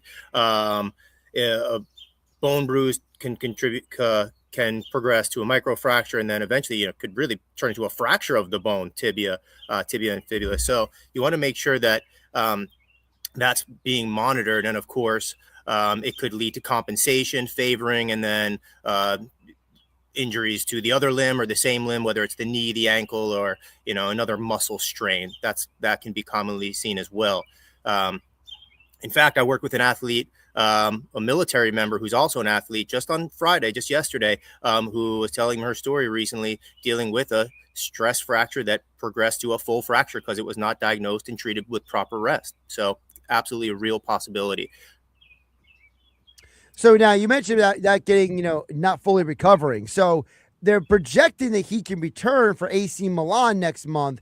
But the way it sounds like you're saying it is that it might be smarter if his physical therapists are extra careful with him because of the nuance that goes with this, right?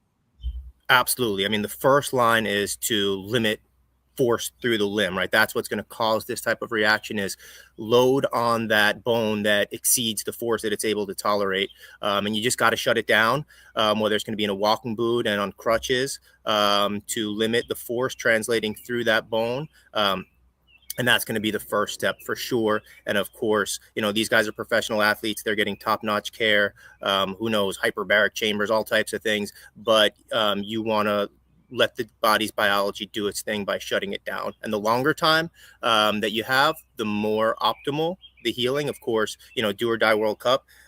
People are pushing through injuries and playing because this is really what it's been training for years and years. So you get it, but for sure, rest is optimal.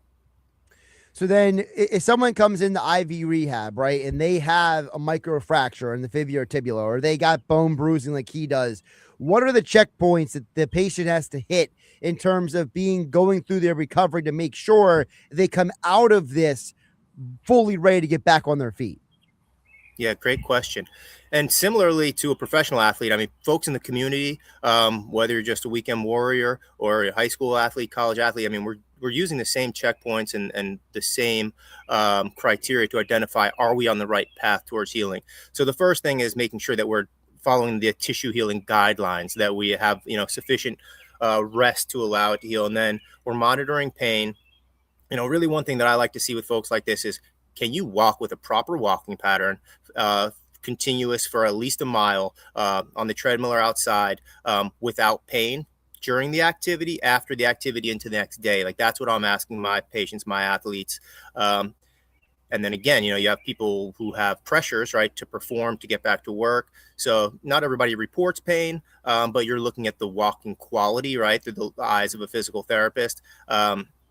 And that's where our skill as physical therapists is huge, because if they're going to see the orthopedic doctor and going to the doc, and doc's asking them, how are we progressing? They're not just going to, look at them walk up and down the hallway 20 feet. We get to really spend an hour with that person multiple times a week and take them on a real true test drive. So first of all, walking pain-free is a checkpoint. Of course, pain at rest should be subsided by then. And then we're going to go through a little jump program, which is a commonly validated, progression through the literature, where we hop on both feet. 30 seconds, 3 times. Then you start doing it at front and back, side to side, resting and checking between intervals, how's the pain? And then we start doing this on one leg, and it almost simulates the enough like foot contacts that you'd have for running about a mile with that hopping, which really running is kind of a controlled jumping and landing on one limb. And then after that, if everyone checking those kind of soreness rules, you're able to proceed to a structured return to running program, where you're starting at intervals for just, minutes or so, and then progressing till you get to quarter miles, half miles, and miles, all judging by pain and performance on the quality of the technique. So those are big checkpoints. I was going to say, and before we move on, I want to follow up on one thing you just said, which I think is very important, which is, what are you feeling the next day? Because I think a lot of times people forget that recovery is not just when you're doing the rehab with guys like IV Rehab Physical Therapy. It's also, what is it like the next day and the day after that? Because sometimes you may feel like you're making progress, but they maybe went a little too far. Now you got to make sure you take care of your body the next day. So obviously there's an element of, it's not just how you feel one day, it's how you feel every day, right? It's a journey, right? And thinking about climbing a mountain, you're going to go down to base camp, you're going to go back up. There's going to be ups and downs. Sometimes it just is all up and it's all good, but it's realistic to work and partner with your therapist and let you know what's realistic, what pain is expected, right? Normal soreness versus pain that's a little, too much, and that's a sign that we have to back down. So we use kind of these soreness rules, and we identify, do we take extra days in between? Do we take a step down in the intensity, or do we maintain the same intensity based on the levels of discomfort?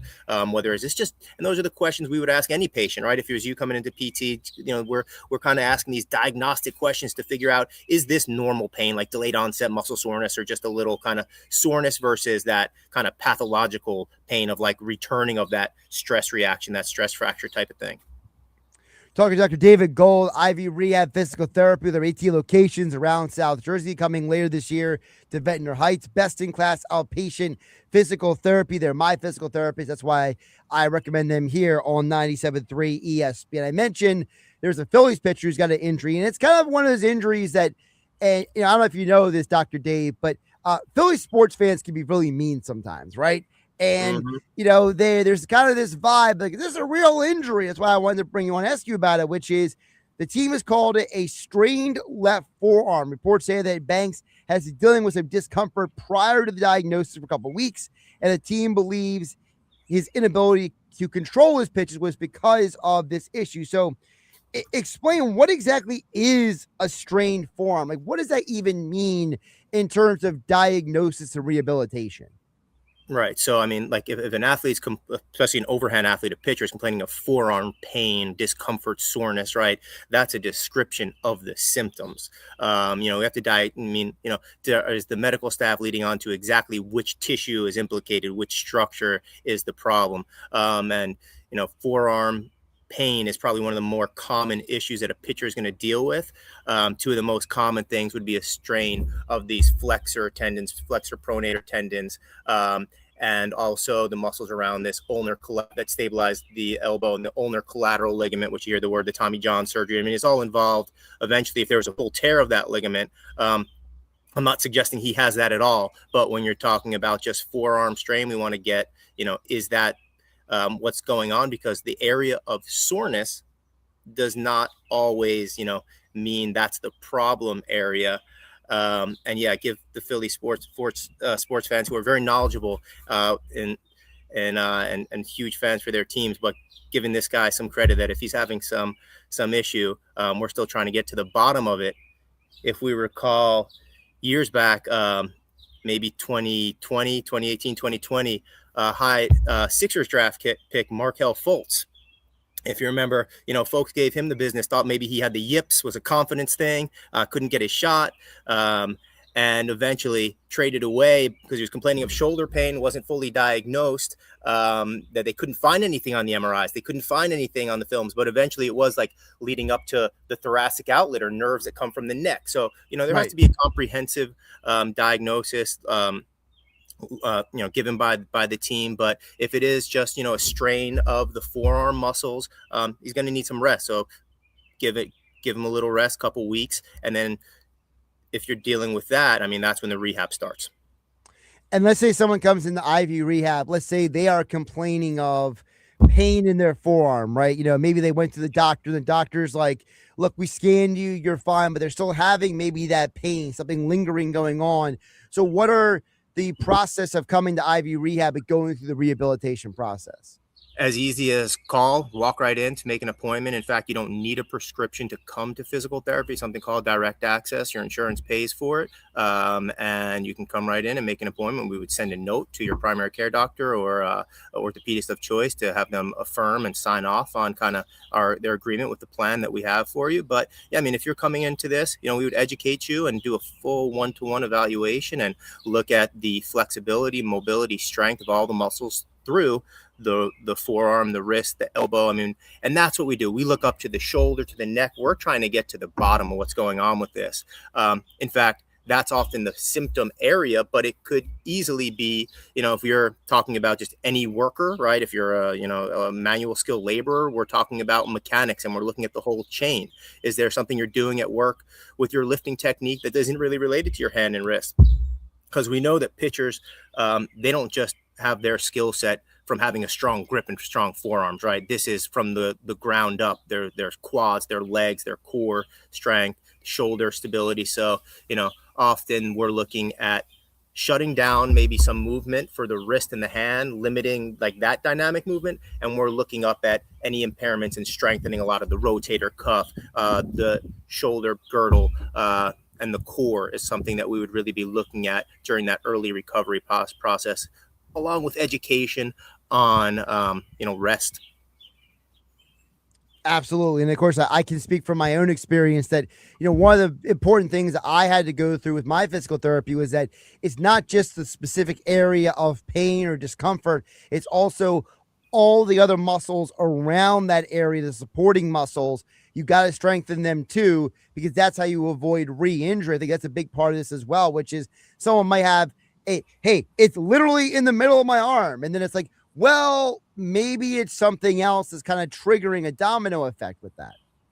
Yeah. And it's easy enough. Like when we meet with somebody like you and we're testing it and we test your shoulder or rotator strength, you're like, yep, that's just like, you can't hold it as good as you do with the left arm. And like, it's clear as day. So if it kind of like, once you see it as a patient, it makes sense. And you're like, yeah, this is definitely how we'll fix the problem comprehensively. And that's what we love to do, to get to the root of these problems and resolve it, get someone back to function. And of course, like you mentioned, you should be on staff, is preventing re-injury. That's what we love to do. Absolutely. Dr. David Gold joining us here for the IV Rehab Injury Report. Again, over 80 locations around South Jersey offering best-in-class outpatient physical therapy. I can say that because I know they offer great outpatient physical therapy. Personally, Josh Hennig here on 97.3 ESPN. Dr. David, appreciate you jumping on today. Great stuff. Love it. Have a great afternoon. Thanks for having me, Josh. Absolutely. Josh Hennig hanging with Hennig on 97.3 ESPN FM, the 97.3 ESPN mobile app powered by First Bank of Sea Isle City. Hanging with Hennig, as always, being brought to you by my friends over at Boulevard Super Liquors.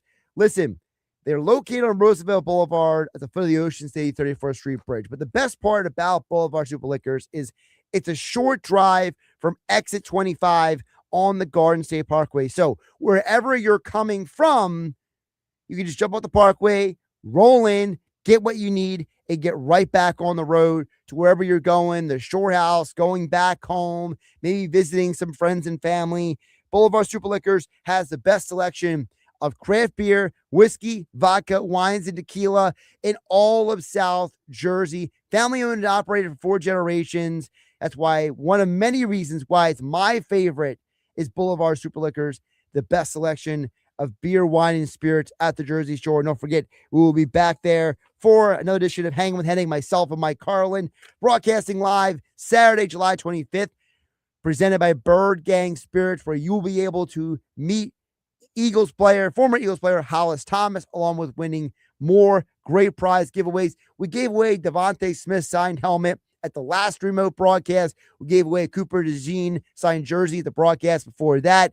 And of course, other prize giveaways thanks to Boulevard Super Liquors, who have another Eagles jersey to give away in a couple weeks, thanks to Bird Gang Spirits. Again, Saturday, July 25th, we will be back there hanging with Hennig. But until then, if you need to stock up for the weekend, Boulevard Super Liquors, Roosevelt Boulevard, at the foot of the Ocean City 34th Street Bridge. They're my go-to. They're the best. That's why they're on with me. Hanging with Hennig on 97.3 ESPN. Back text board in just a bit at 609-403-0973. Plus some more thoughts on the Phillies as well as the Sixers and Flyers off seasons. And don't forget, Rob Maaddi from the Associated Press will join us a little bit later in the show, coming up at 2:25 p.m. Your daily dose of the Sports Bash with Mike Gill just got bigger, better, and completely visual.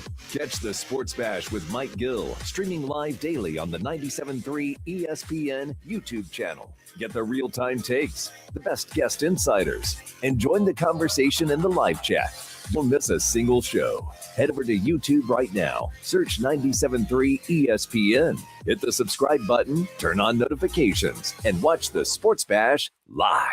Whether you are stocking up for a summer party, a day at the beach, or that golden hour dinner at your favorite BYOB restaurant, your one-stop shopping destination where I go for every occasion is Boulevard Super Liquors. Located on Roosevelt Boulevard at the foot of the Ocean City 34th Street Bridge, Boulevard Super Liquors has the best selection of craft beer, whiskey, vodka, wines, and tequila in all of South Jersey. Plus, they are minutes from Garden State Parkway, exit 25, so you can easily stop into Boulevard Super Liquors on your travel all around South Jersey. Family owned and operated for 4 generations, Boulevard Super Liquors is my go-to for the best selection at the Jersey Shore. And don't miss your chance to meet former Eagles player Hollis Thomas, thanks to Bird Gang Spirits, plus special prize giveaways when Hanging with Hennig broadcasts live on Saturday, July 25th at Boulevard Super Liquors. On Roosevelt Boulevard at the foot of the Ocean City 34th Street Bridge, the best selection of beer and spirits in South Jersey. If you dread dealing with your insurance more than you dread yard work, with a swarm of hungry mosquitoes buzzing around, then you might have Insuranoia. You should have NJM Insurance. They go to great lengths to do what's best for their policyholders. Honey, did you invite the minions over? Well, you know how we talked about getting Wi-Fi from Xfinity? Yeah. I ordered it this morning, was online in minutes, then they showed up. So they just came over to use the Wi-Fi? They even brought their own devices and spell book. You didn't give them the new Wi-Fi password, right? No. That's good. I gave them our old one because Xfinity lets us keep the same network name and password so devices connect instantly. What do they want Wi-Fi for anyways?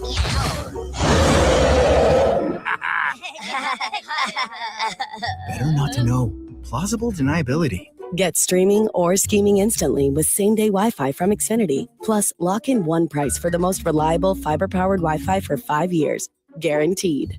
And see Minions and Monsters only in theaters. Xfinity. Imagine that. Restrictions apply. Not available in all areas. Use of fiber coaxial cable. Learn more at xfinity.com/same-day Wi-Fi.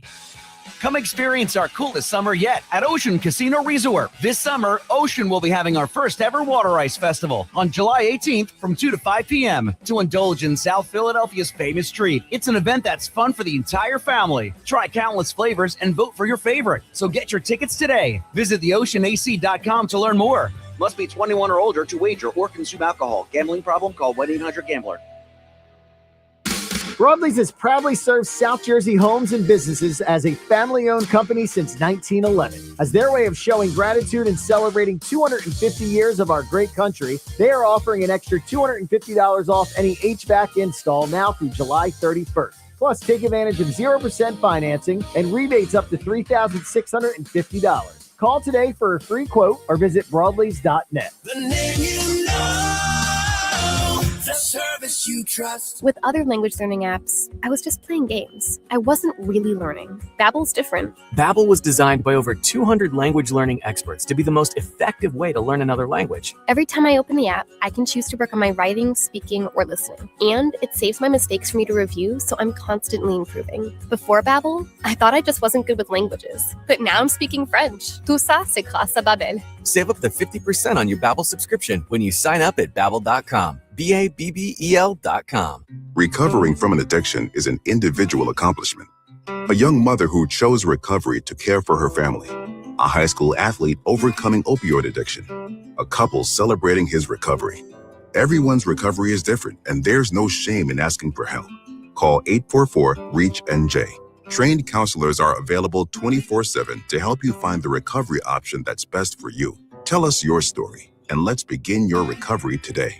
A message from New Jersey Human Services. Hey, it's Mike Gill. Winning teams know consistency matters, and that's exactly what you'll find at Key Acura of Atlantic City. My friend Rocco and his team have built a loyal fan base of repeat customers by doing things the right way year after year. Acura delivers the kind of performance, precision, and dependability you can count on, and the team at Key Acura backs it up with outstanding customer service. Go see for yourself. Key Acura of Atlantic City, the small but friendly dealer. Tilt Road, EHT, online. KeyAcuraAtlanticCity.com. In the military, the mission was clear. You knew what to do. Now, the mission has changed. Stepping into civilian life isn't about finding a job. It's finding your purpose. I wanted a career that would leverage the skills and discipline I gained in the military. IT just felt right. My Computer Career offers class schedules that fit into your life and skills in high demand. Put your VA benefits to work. Visit mycomputercareer.edu/CWP to jumpstart your IT career today. An elite CompTIA certification partner. Financial aid is available to those who qualify, including VA benefits. When it comes to injuries, you can't afford to get it wrong. Insurance companies, they delay, deny, and pay as little as possible. Who's on your side? The law offices of Craig A. Altman. Car accidents, slip and falls, serious workplace injuries. They build cases to put real pressure on the other side. And you pay nothing unless they win. Don't guess, don't wing it. Call 856-327-8899 or visit CraigAltmanLaw.com. Local office in Vineland, backed by a Philly firm that knows how to win. You're hanging with Josh Hennig on 97.3 ESPN FM. I want my picks back. I want David Putnam. And on the 97.3 ESPN mobile app, powered by First Bank of Sea Isle City. All my picks back, and I want David Putnam just because I feel like it. You're out of your mind. Yeah, I am. Haven't I proved that already? Streaming live on YouTube, Instagram, and the X platform. Josh Hennig back here on Hanging with Hennig on 97.3 ESPN. Of course, being brought to you by Cross County Connection, presenting 6 new SJ Connect shuttles, providing fare-free transportation across southern New Jersey. Connect to jobs, colleges, healthcare, shopping, government services, and NJ Transit hubs, all at no cost to riders. For details, call 856-229-7571 or visit driveless.com. We'll check back in on the text board in just a bit, 609-403-0973. Of course, we are also streaming live on YouTube and X. Just follow at Josh Hennig. Like, subscribe, share with your friends. I did want to get into some of all this stuff about the Sixers and LeBron James. And I know I've kind of taken the position, and I've pretty been consistent with this, that, you know, I'm not the person advocating for LeBron to come here. Okay. I'm just not. And I have my reasons, and I'm not going to rehash them right now. I want to get into the facts before we get into speculation. Okay. And the facts is that no one really knows what's going on with LeBron. We just have a lot of theories about it. And I have found that this Rich Paul podcast on Netflix, this Game Over podcast with him, Max Kellerman, has probably been some of the most eye-opening stuff out there. And I wanted to kind of bring it back to the weekend audience who might not have heard some of this stuff, what is actually being said, because there's a ton of conjecture and speculation about LeBron and the Sixers and where he could and couldn't go. So just kind of give everybody a little bit of background here. So a couple weeks ago, there was speculation that after the Jaylen Brown trade, that the Sixers could be in the running, shall we call it, for LeBron James to declare himself a free agent. Then Rich Paul on his video podcast, rolled out a whiteboard, and the Sixers were one of several teams on that whiteboard. And again, depending on who you want to believe, because some of this information out there is repurposed to suit people's narratives. So I'm not dealing with those conversations. I'm dealing with only the facts. We know there's about 10 teams that are quote unquote in the running for LeBron. And supposedly the Sixers, the Warriors, the Cavs, and the Heat are among the front runners. Well, a lot of people are making a lot of opinions about what LeBron should or shouldn't do. And I thought this comment by Bob Myers, who is the head man in the Sixers organization, with Rich Paul, I thought was very interesting about the decision that LeBron is going to make. He knows who he wants to play with. Does he really need help? I'm not saying you do help him, but yeah, this guy's not 18. He knows what works for him, right? Well, I think when you obviously you've been a part of this with great players on your teams, when you have these guys, it's much deeper than the surface level things that the average person would think about. And this is why I don't like this narrative about, well, if LeBron wants to win, if he cares about winning. It's already been confirmed by Rich Paul and others. LeBron is not looking for the biggest contract. He's not looking to just win a championship. He's looking for the place that he wants to play.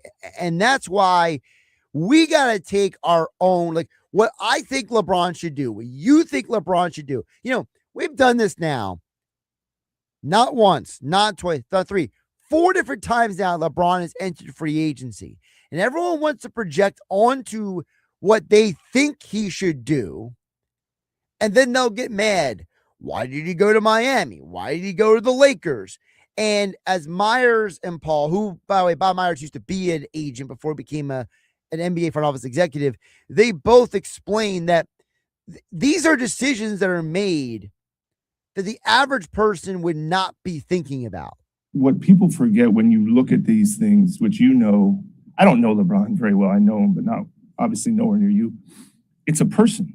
So he has to go live wherever he goes. This is my point. He has to play with his teammates. Yeah. He has to perform and win. And that's the part about, even when I was an agent, represented players, when you're talking to them like this, and they made choices a lot of times that they made for different reasons. And I think this is where, no matter what LeBron's decision is, people are going to be critical of it. Because they're not looking at it from his perspective. They're looking at it from, well, this is what I would do. This is what I think he should do. And I feel like people got to take their own personal feelings out of it. LeBron James is his own individual. You got to respect whatever decision he makes, whether he comes to Philadelphia or not. Now, I personally I'm not sure he is coming to Philadelphia, but Rich Paul explained that what they're doing in 2026 is pretty much the same process that they did after he left Miami in 2014. The process has always been the same thing. In 2014, there was 4 meetings. He wasn't in none of them. The Lakers flew in, Cuban flew in, Phoenix. And they just met with you? Just me. Yeah. And and then you leave and you go, listen, this is what you're doing now. Yeah. So again, this is not unusual for LeBron. Maybe it's unusual for other players, but it's not unusual for LeBron. Now, remember when he left Miami in 2014, where'd he go? He went back to Cleveland. Cleveland again is in the conversation. Why? Because he's from that area. So while it might not be the best place for him to go to win a championship, he has other reasons he could be going there. Now, to follow up on all of this, yesterday on ESPN Cleveland Radio, NBA insider Brian Windhorst, who's been covering LeBron since LeBron was in high school in Akron, Ohio, he's as well plugged into LeBron sources as anybody. He dropped this little nugget on everybody.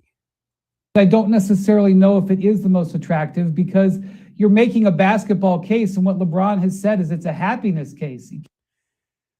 So if it's a happiness case, what does that mean for everyone else? Well, more from Brian Windhorst. Hold on, actually, I had the audio and now I lost it. Good job here by Josh Hennig. Live radio. Here we go. I just want you to know that I'm hearing stuff in other cities too. I'm not going to say who, but I had somebody on the phone with me today that I consider a good source who was swearing it's a done deal in another city a couple hours ago. Okay. And so I am being very, very cautious. Right now, it's too scattered. I also know how LeBron has operated. They have kept their circle very tight. I understand that you can point to cupcakes and whatnot and say, no, people knew. I'm hearing rumors all day long, and all of them make some level of sense, and all of them make some level of not sense. But I'm just telling you, Cleveland is not the only place where there are rumors. And because of the way this is playing out is why people are starting to get agitated, because LeBron is dragging this out like this is The Bachelor, and they got to get their full load of episodes for the season dragged out.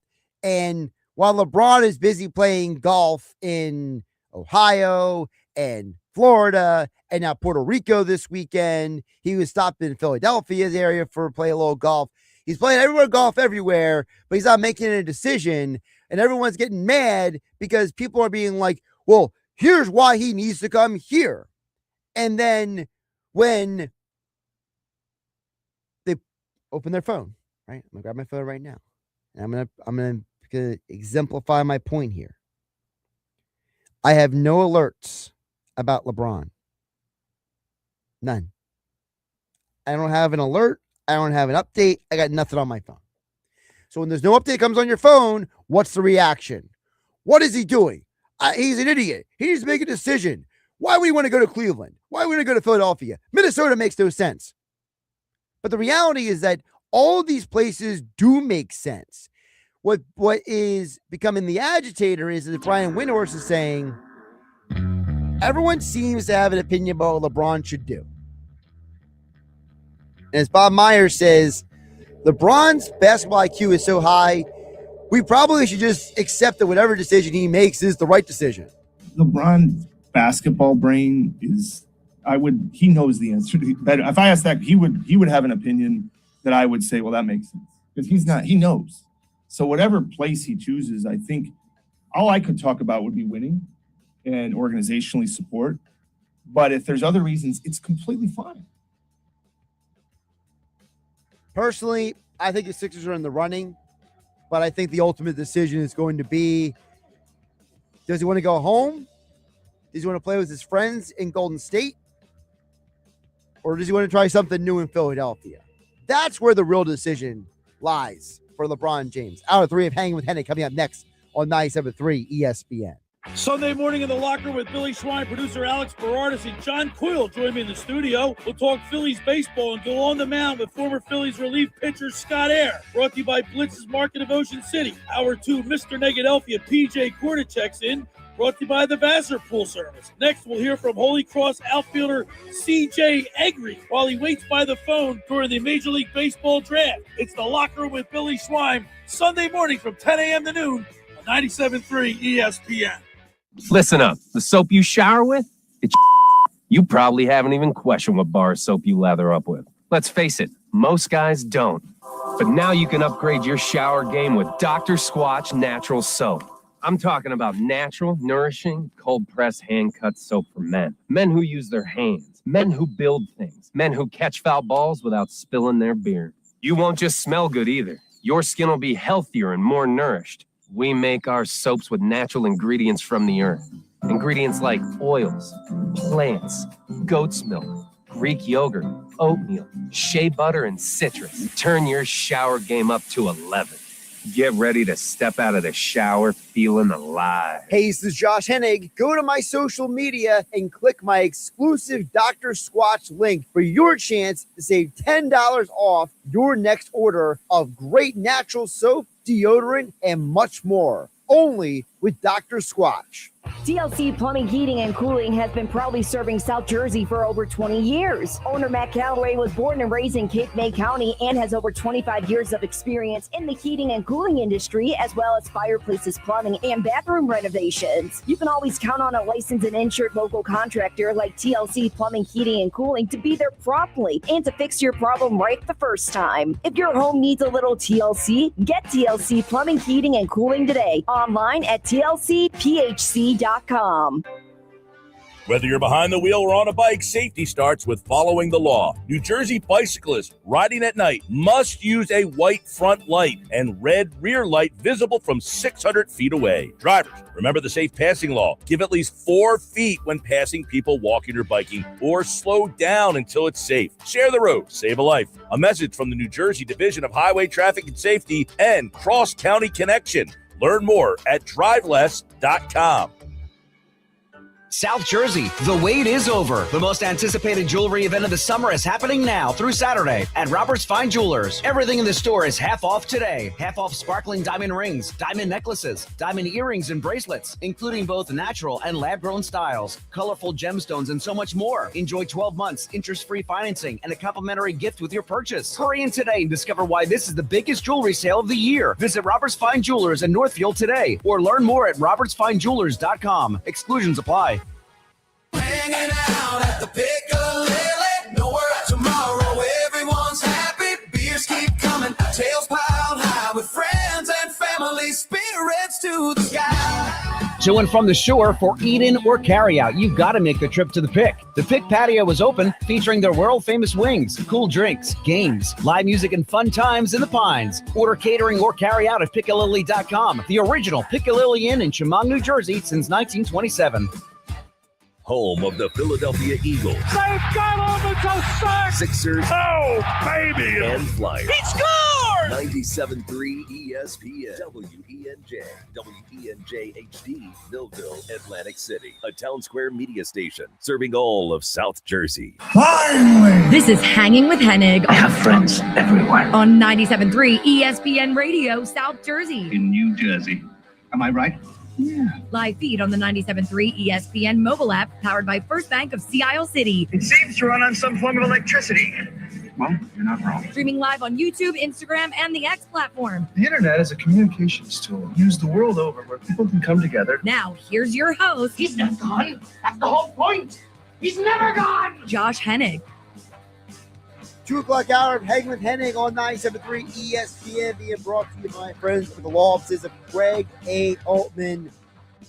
Like everywhere I go this summer, I'm seeing a car accident. I saw another one this morning on the Garden State Parkway. If you're in a car accident, you get injured at work, you have a game plan and deal with the insurance companies.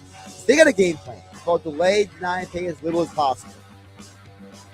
So who's on your side? It should be the law offices of Craig A. Altman. Call them at 856-327-8899.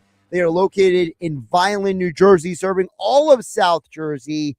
They are the ones you want to call because you pay nothing unless they win. So why don't you call someone who knows South Jersey personally? The law offices of Craig A. Altman, 856-327-8899, or get your free consultation right now at CraigAltmanLaw.com. Text board is open, 609-403-0973.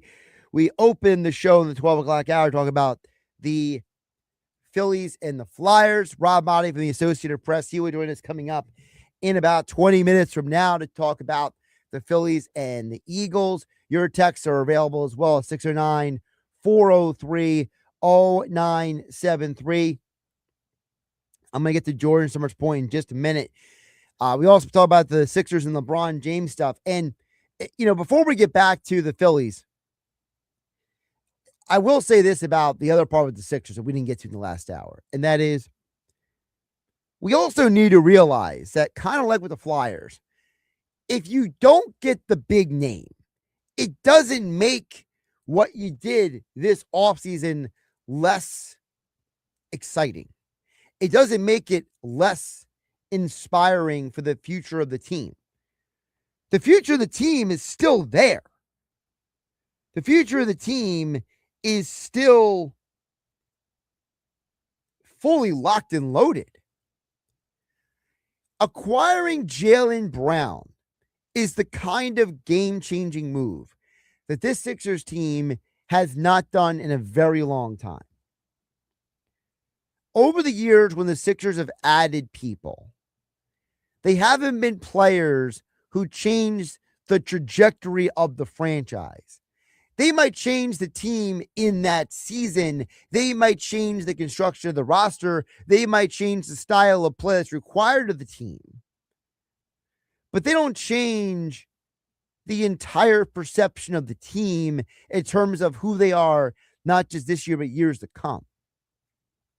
When the Sixers traded for James Harden, it changed the prospects of the team in terms of their potential to make a postseason run.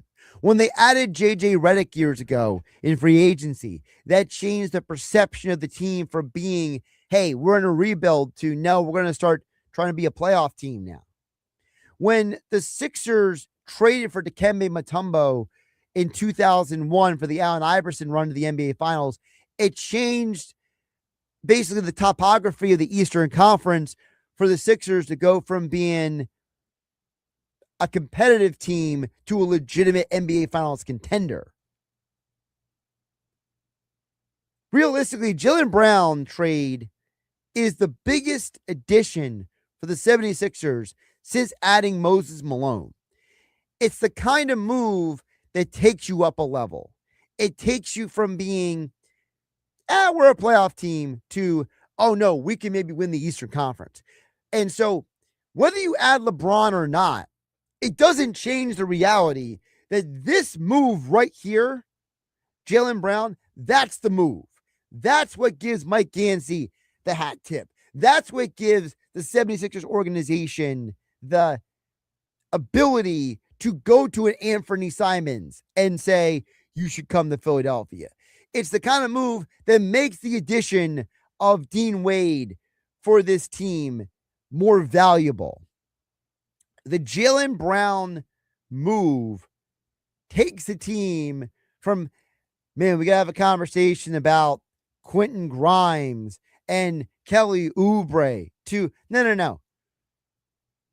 I'm not worried about Paul George's 20 injuries. I'm not worried about Kelly Oubre having a bad night at the office. I'm not worried about Quentin Grimes being disinterested halfway through the third and fourth quarter. No. I got a dude. I got a stud. I got a guy who's coming into this organization and who is going to elevate this team. This is a guy who's an NBA Finals MVP. This is a world champion. He has got something that Embiid and Maxey and VJ Edgecombe don't have. He's got that championship resume. So even if you don't bring in LeBron, Jaylen Brown was the move. Jaylen Brown's the difference maker. And Jaylen Brown's the reason why we're not going to enter the 2026-27 season saying, well, if Embiid is healthy, no. We're entering the season saying, we got Jaylen Brown. We're not depending on Embiid to be healthy. Because when he is healthy, it's addition. It's not the primary tentpole of the whole operation. Joel Embiid is no longer the cornerstone that we're building the house on. He is no longer the reason why the foundation will shake or not. Joel Embiid now has turned into furniture. He has turned into what amplifies what the house is already built. The house is now built on Jaylen Brown, VJ Edgecombe, and Tyrese Maxey. That's a strong foundation. Joel Embiid doesn't need to be the foundation anymore. He can be the furniture. He can be whatever you want him to be. It's not an essential necessity. Text board is open at 609-403-0973. I mentioned we'll get to George Summer's point, then we'll get to Greg in LBI. George says, hey, Josh, you really encapsulated the ongoing LeBron saga well. Made it so that it was nice and easy to think about. Now, if you could only do the same thing with the Phillies bullpen, that would be genius. George Summer's point. I don't know if it's a genius answer, but I'll do my best to encapsulate the Phillies bullpen. Phillies bullpen has a problem. No, what is the problem?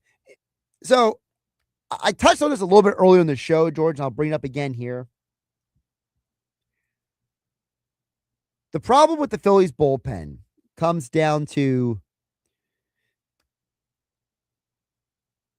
what happened to the starting rotation made the bullpen situation worse. Here's what I mean by that.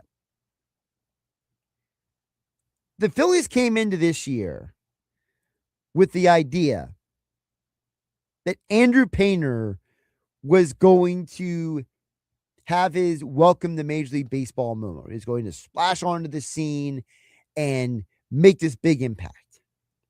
Then he didn't. So then it created this compounding issue. Aaron Nola started the year out rough. He started the year without Zach Wheeler. Luzardo's had a couple rough starts here and there. You have a rotation now that puts strain on the bullpen. So then you're bringing guys in unideal situations. You already had a bullpen that was already underachieving. Tanner Banks hasn't really lived up the way you hoped he would be when you got rid of Matt Strahm. Became Matt Strahm. You brought in Jonathan Bolin, very highly hyped by the Phillies organization when they brought him in. He's been okay, not great. Your best left-handed reliever has been Tim Meza. Jose Alvarado, his confidence is just DOA right now. Actually, not DOA, it's MIA. I can't find it. So Alvarado's got no confidence right now. You spent all this money to bring in Brad Keller. He got injured. And now he's on his way back. And we don't even know what he's going to be like when he comes back because he wasn't great to start the year anyway. So you have a bullpen that has been overused. Because they've been overused, they're tired. And when you're tired, you make mistakes. You're less focused. You're less engaged. And when you make mistakes, you lose confidence in yourself. So now this compounding issue has gotten worse and worse and worse to the point now where George Summers' point, I think the only answer is the Phillies have to overhaul their bullpen. They got to go out there and get as many arms as humanly possible for the deadline because as currently constructed, this bullpen is no better than the bullpen that failed you last postseason. Last postseason's bullpen may have looked better on paper, but this bullpen is just as bad. That bullpen lost you games in that Dodgers series. No one has confidence in this bullpen. Look, I like Kerkering, but asking him to be the savior of this bullpen is unfair. Alvarado's confidence is shot, and I don't know how he's going to get it back. Tim Mays has been overworked. Tanner Banks is on the injured list. Brad Keller is on the injured list. Well, Keller was on the injured list, I should say, but that's not the point. The point is that you have injuries here. So the problem with the Phillies bullpen is they need help. And until Dave Dombrowski decides to stop twiddling his thumbs, maybe we'll get help. Now, I know some people out there are wondering, well, what about Gage Wood? He's the guy starting the Futures All-Star game this weekend. He's arguably your top pitching prospect at this point.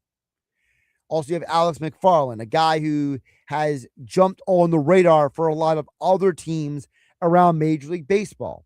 Could those guys come up and help you? They could. Here's the problem. If you bring McFarland up and he's inconsistent, he has one great game, one okay game, one great game, one bad game. By the time you get to the deadline, does that diminish his value? Do you have to keep him in the minor leagues to maximize his trade value?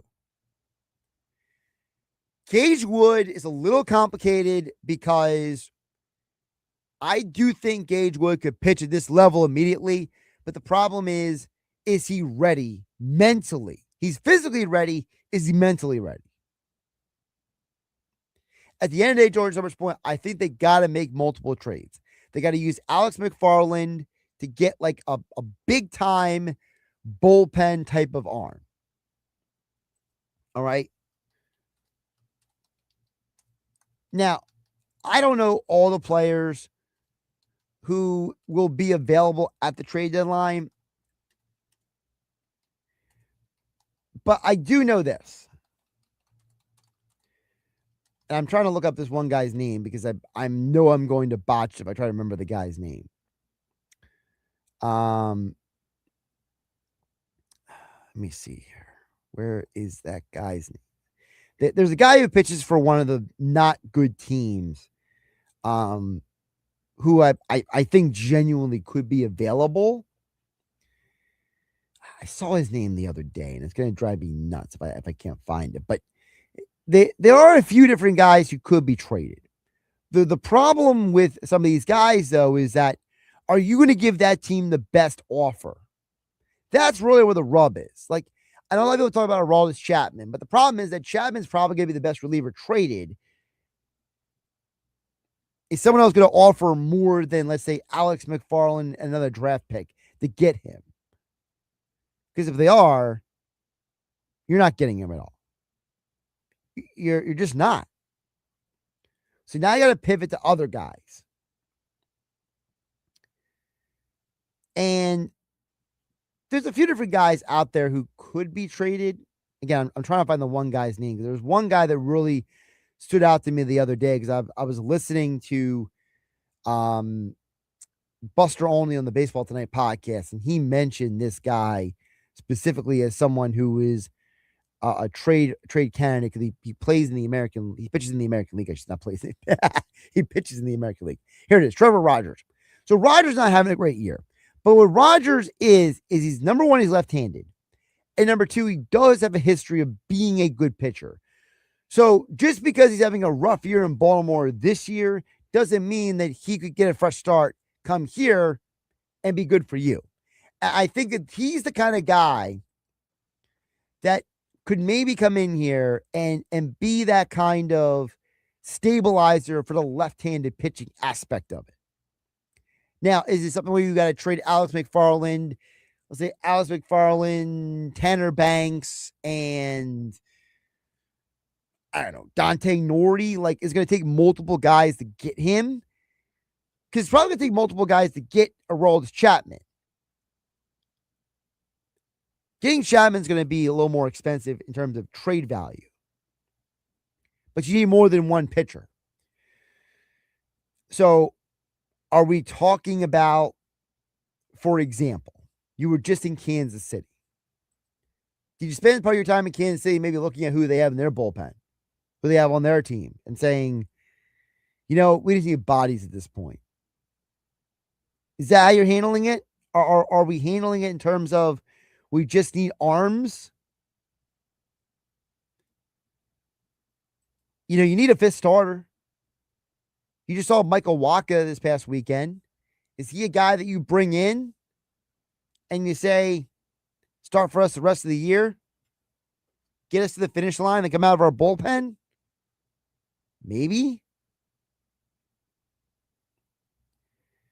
Again, it's not an ideal situation, Jordan, from much point, but I hope I try to encapsulate the best I can here on Hanging with Hennig on 97.3 ESPN FM, the 97.3 ESPN mobile app powered by First Bank is Seattle, streaming live on YouTube and X at Josh Hennig. Like, subscribe, share with your friends. Don't forget Hanging with Hennig on 97.3 ESPN, being brought to you by my friends over at Cross County Connection. 6 new SJ Connect shuttles providing fare free transportation across Southern New Jersey, connecting the jobs, colleges, healthcare, shopping, government services, and NJ Transit hubs, all at no cost to riders. For details, call 856-229-7571 or visit them online at driveless.com. Also, Hang with Hennig on 97.3 ESPN, being brought to you by one of my favorite places in all of South Jersey, the Stone Harbor Bar and Grill on 96th Street. Brand new, upgraded for the summer season. 36 brand new 4K TVs. I love going there to watch Phillies games or any sporting event. I mean, I actually go there during college football season as well, but it's a great spot to watch the game at. And of course, don't forget about they have the best wings on 7 Mile Island. Their burgers are amazing. They have great menu of all kinds of food. And of course, plenty of drinks on tap for you to enjoy a lunch or dinner right there on 96th Street, Stone Harbor Bar and Grill. Coming up on the other side, Rob Maaddi from the Associated Press. He joins me to talk more Phillies, and we'll get into some NFC East and Eagles talk as well here on Hanging with Hennig on 97.3 ESPN. Today on ESPN Radio, 2 division rivals collide at PNC Park. Way out of here. Contreras will touch them all. The National League Central leading Milwaukee Brewers are in Pittsburgh to face Brian Reynolds and the Pirates. On its way. Gone. And the Pirates win it. The Brewers at the Pirates. Coverage begins today at 3:30 Eastern. Listen to Major League Baseball all season on 97.3 ESPN. Whether you are stocking up for a summer party, a day at the beach, or that golden hour dinner at your favorite BYOB restaurant, your one-stop shopping destination, where I go for every occasion, is Boulevard Super Liquors. Located on Roosevelt Boulevard at the foot of the Ocean City 34th Street Bridge, Boulevard Super Liquors has the best selection of craft beer, whiskey, vodka, wines, and tequila in all of South Jersey. Plus, they are minutes from Garden State Parkway, exit 25, so you can easily stop into Boulevard Super Liquors on your travels all around South Jersey. Family owned and operated for 4 generations, Boulevard Super Liquors is my go-to for the best selection at the Jersey Shore. And don't miss your chance to meet former Eagles player Hollis Thomas, thanks to Bird Gang Spirits, plus special prize giveaways when Hanging with Hennig broadcasts live on Saturday, July 25th at Boulevard Super Liquors. On Roosevelt Boulevard at the foot of the Ocean City 34th Street Bridge, the best selection of beer and spirits in South Jersey. Getting ready to hit the water? Stop by Hands 2 Bait and Tackle, located just before the Cape May Bridge. Hands 2 Bait and Tackle is your one-stop shop for fishing and crabbing. From fresh bait like clams, bunker, and minnows to rods, reels, and apparel, they've got everything you need. Not sure what's biting? The Hands 2 crew will point you in the right direction with the latest local reports and expert advice. Whether you're chasing stripers or crabbing with the family, stop in or call 609-884-BAIT, B-A-I-T. T-Mobile has an exclusive bundle for customers 55 and up. I'm Sarah Bowl. Yeah, I'm Frank Bowl. A reliable network is key for us. And with T-Mobile, it's been wonderful. And going to the 55 plus plan saved us so much money. A lot. And that's important. Trying to keep costs down. The home internet's been perfect. It's fast, it's quick. The setup was so easy, it took less than 15 minutes. It was like, ta-da! If you want simplicity, coverage, reliability, you want the whole package, T-Mobile has it. Right now, T-Mobile customers 55 and up can get 2 phone lines on America's best network, plus America's fastest 5G home internet for just $30 each. $30 per month each line with autopay plus taxes and fees. Minimum age 55. Pricing for home internet rely on 2 lines of essentials. Choice 55. $35 connection charge per line required. Best mobile network and fastest 5G home internet based on analysis by Ookla of Speed Test Intelligence Data 2H 2025. All rights reserved. Bridgeton Auto Mall is celebrating America's 250th anniversary by giving back to our community in a big way. Now through July 31st, you could win your share of $25,000 in cash. Buy a new or pre-owned vehicle and you'll be entered for a chance to win $20,000. Visit our service department for maintenance or repairs. You'll be entered to win $5,000. Join us for our grand drawing event on Saturday, August 1st with live music, barbecue, family fun, and your chance to win big. No purchase necessary. See dealer for complete details. Visit BridgetonAutomall.com. For adults with Crohn's disease or ulcerative colitis symptoms, every choice matters. Tremfya offers self-injection or intravenous infusion from the start. Tremfya is administered as injections under the skin or infusions through a vein every 4 weeks, followed by injections under the skin every 4 or 8 weeks. If your doctor decides that you can self-inject Tremfya, proper training is required. Tremfya is a prescription medicine used to treat adults with moderately to severely active Crohn's disease and adults with moderately to severely active ulcerative colitis. Serious allergic reactions, increased risk of infections or lower ability to fight them, and liver problems may occur. Before treatment, get checked for infections and tuberculosis. Tell your doctor if you have an infection, flu-like symptoms, or need a vaccine. Explore what's possible. Ask your doctor about Tremfya today. Call 1-800-526-7736 to learn more or visit tremfyaradio.com. When it comes to injuries, you can't afford to get it wrong. Insurance companies, they delay, deny, and pay as little as possible. Who's on your side? The law offices of Greg A. Altman. Car accidents, slip and falls, serious workplace injuries. They build cases to put real pressure on the other side. And you pay nothing unless they win. Don't guess, don't wing it. Call 856-327-8899 or visit GregAltmanLaw.com. Local office in Vineland, backed by a Philly firm that knows how to win. Now back to Hanging with Hennig on 97.3 ESPN FM. Boy, that escalated quickly. And on the 97.3 ESPN mobile app, powered by First Bank of Sea Isle City. I mean, that really got out of hand fast. Streaming live on YouTube, Instagram, and the X platform. Josh Hennig back here on Hanging with Hennig on 97.3 ESPN. We'll check back at the text board in just a bit at 609-403-0973. Greg and LBI, your texts and others in just a bit. But right now, joining me to talk more about those Philadelphia Phillies, we'll also get into some conversation with the Eagles in the NFC East. It is Rob Maaddi from the Associated Press. He is back with us, Hanging with Hennig on 97.3 ESPN. Rob, welcome back. How you doing today? What's going on, Josh? We're going to talk some World Cup, too. I finally watched it for the first time in my life. Do I have to? Well, I realized that the sport is almost like I watched Argentina get kind of put in a position to win against Egypt, and it just reminded me of how NFL fans would always say, "Oh, the Chiefs get all the call," when in actuality they didn't. The Chiefs didn't, but like there's even more of that in soccer. I was blown away by I still don't know all the rules, but by some of the calls, and it's wild, and the flopping is out of this world. To me, soccer is some of the worst officiating on planet Earth. Like people think the NBA or the NBA, NFL, NHL, like no matter what's soccer officials, like literally some of those offside calls, it's like you see the replay and you're like, that's not offside. Like, what are we doing here?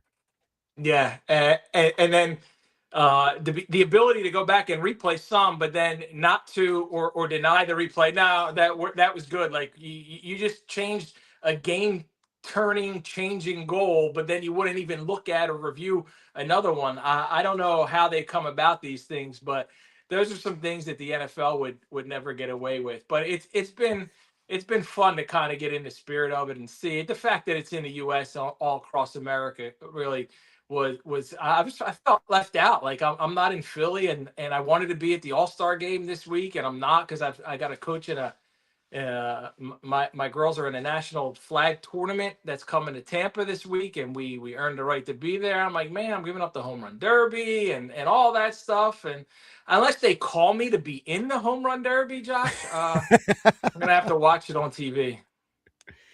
Well, listen, I won't be at the home run derby either, so don't feel too bad. And I'm up here, so but I do want to ask you about the Phillies, because you are someone who not just as someone who's covered media wise, but you were also a fan growing up, right? And I made a comment when I first came on. I kind of want to get your perspective on this. I have never been more frustrated with a Phillies team as I am right now. I don't remember a time when like I go into a game and I'm watching guys and I feel like guys just don't know how to do their job. Like the approach of guys like Trey Turner sometimes is absolutely horrible. Rob, he's third on the team in strikeouts, is Trey Turner. Like this is supposed to be an on-base batting average guy. I feel like I know who Schwarber and Harper are. They're having great seasons. I'm very happy. But the rest of the team, it feels like the approach at the plate is so frustrating that, like, I don't remember a time where I was this angst for every Phillies game as I am with this team. I think, Josh, though, those issues with the approach at the plate is across the league. That's just a product, a byproduct of the way baseball is now, and I hate it. I absolutely hate it. Like I love to see guys work the count, choke up, put the ball in play, get on base, and I think and I'm not the only person or saying things like this. Like guys who've actually played at the MLB level have been screaming and yelling about this. I think it was Jorge Posada who recently said baseball's unwatchable. You see guys like John Vander Wal doesn't have the cachet of a Jorge Posada, but I saw a pretty cool all-star game intro lineup from probably the late night. Juan Gonzalez. Remember Juan Gonzalez on the Indians, right? I think he was in the lineup. Albert Bell. Guys were hitting like 330 with 30 homers and like 80 RBIs at the all-star break. If a guy hits 330 now in baseball, he's going to make $100 million a year because they don't hit 330 anymore. It's very rare, very infrequent that you have that many guys who hit 300. Brandon Marsh was hitting 330 for a while. He's dropped down all the way. I think he's under 310 right now. But to me, that's approach. That's all the approach. That's the discipline. That's hitting coaches not drilling into these guys. The analytics has changed the way the game is played to where exit velo and launch angle is completely opposite everything I was taught playing all the way up and through college and what I did continuously afterwards, swinging down and through, hitting the ball, like the Mike Schmidt approach versus the way guys hit the ball now, and they're undercutting and they're trying to get it's okay to apparently it's become okay to strike out 150 to 200 times a year. What happened to the days of guys like I know Tony Gwynn is a rarity. I just saw a stat yesterday that said Tony Gwynn never struck out against Greg Maddux or Pedro Martinez, which is mind-blowing to me. Like if Pedro Martinez was pitching in this era, he might have 400 strikeouts a season. Of course, they take him out after 74 pitches every night or every start, so it wouldn't matter. We'll never see another perfect game. Twice in 5 days, we saw guys exit in seventh inning and sixth inning with a perfect game, less than 90 pitches. What the heck is happening to baseball? It's absolutely, and that goes back to Trey Turner's approach. He's up there as a leadoff hitter, swinging through pitches, striking out instead of trying to use that speed, get on base, manufacture runs. And honestly, it's frustrating to watch a lot of teams the way they play baseball, and the Phillies are right there now. I mean, of course, they came from 10 games back to where they are now, and to be at the All-Star break within striking distance of the Braves is pretty remarkable. But imagine if they actually can put the ball in play, and they had a little bit better of a bullpen, and they had a fourth and fifth starter. Although I was encouraged by Aaron Nola last night, and then he gets pulled after, what was he, in the 80s? I think he was in the 80s after 6 innings, 8 strikeouts. 85. Like, we finally got vintage Aaron Nola. Let's take him out. Yeah, last two starts, Rob, he's actually pitched well, and the team lost both those games because they can't score runs. So it's like, I love what you brought up about Mike Schmidt, because I don't know if you saw, Mike Schmidt was on the Phillies broadcast with George Brett together in the booth a couple weeks ago. And they were both kind of like, basically Tom McCarthy just kind of like slid aside, let them talk, for the inning. But like they made comments about how like their approach back in the 70s and 80s would have dominated today's game. And like George Brett was talking about how he's like, guys are swinging at pitches, not through pitches. And Mike Schmidt was talking about how he's like, I would have had a lot less strikeouts in today's game than I did back then. And it was so interesting to hear, like, these are Hall of Famers, right, Rob? Like, these are guys who are like the two best third basemen ever live. And they're sitting there being like, yeah, the approach thing. And it's like, if they're saying it, well, who are we? Like, who is Josh Hennig and Rob Maaddi saying it? Like, these are two of the best of all time ripping into the guys of today. Yeah, and why isn't that message getting through to the hitting coaches of today. Like, what has analytics done to where it's okay if you hit a home run and once out of 10 at bats to strike out the other 9, we're okay with that? Why? Why are we okay with that? Because I'd rather a guy hit a single 3 times than hit 1 home run, or hit a single 3 times and walk twice. Because if it's anybody like a Trey Turner with speed and you steal it, because it's supposedly easier to steal bases in today's game than it was a few years ago, bigger base and all that stuff. Like, you get on base, you steal a base, somebody moves you over, you're ready, you score without a hit. And if I missed that, I wish I can go back and maybe I can find Schmitty and George Brett talking hitting like that. That's incredible that to have that opportunity. Listen to those guys. I don't know why that message is like not getting through or getting pushed aside or being ignored and all that analytics dominant nonsense. I think, and I'm not a guy who's like, I hate analytics. It's horrible. Get rid of it. It's got, it's all about gut and feel and what you see. No, I think there's a place for all of it. Anything that gives you an advantage, but to be mostly dependent upon what a computer says and a laptop and all of those numbers, like to be only looking at that as opposed to what worked in the game for over 100 years, that to me is mind-blowing. Talking with Rob Maaddi from the Associated Press, joining us here on Hanging with Hennig on 97.3 ESPN. Rob, you mentioned about hitting in the home run derby. What I think is interesting about this home run derby is that the last time the All-Star game was in Philadelphia, if I think you found back down memory lane, knowing you might have been at Veterans Stadium when this happened, Rob. The home run derby participants included Barry Bonds, Jeff Bagwell, the aforementioned Juan Gonzalez, Albert Bell, Manny Ramirez, right? We're talking about like stud hitters. Was Brady Anderson in that? I gotta pull up the full list. I can't remember, and I sort of feel like I may have found my way inside to the home run derby. I wasn't at the game. He was in that home run derby. He was. I feel like Brady Anderson. He was. Yes. Yeah. Something about Brady, because obviously who doesn't belong, right? You gave me that big name of guys who doesn't belong, but he had that one. He had that 1 year of 50. Well, I also didn't mention Henry Gonzalez. Remember his 3-year run? Henry Gonzalez. Dang. Wow. He was in the home run derby that year. Yeah. Well, remember he had that run with the Expos and Cubs where he had like 30 home runs every year for like 4 years. And they like dropped off the face of the earth. Yeah, and you get a few of those guys every now and then, but that might have been the year where I was looking at the stats going, oh, these guys are hitting 330, 85, 90 RBI. Now all of a sudden they don't care about RBI. Like that stat, you got to go with all of the analytical numbers.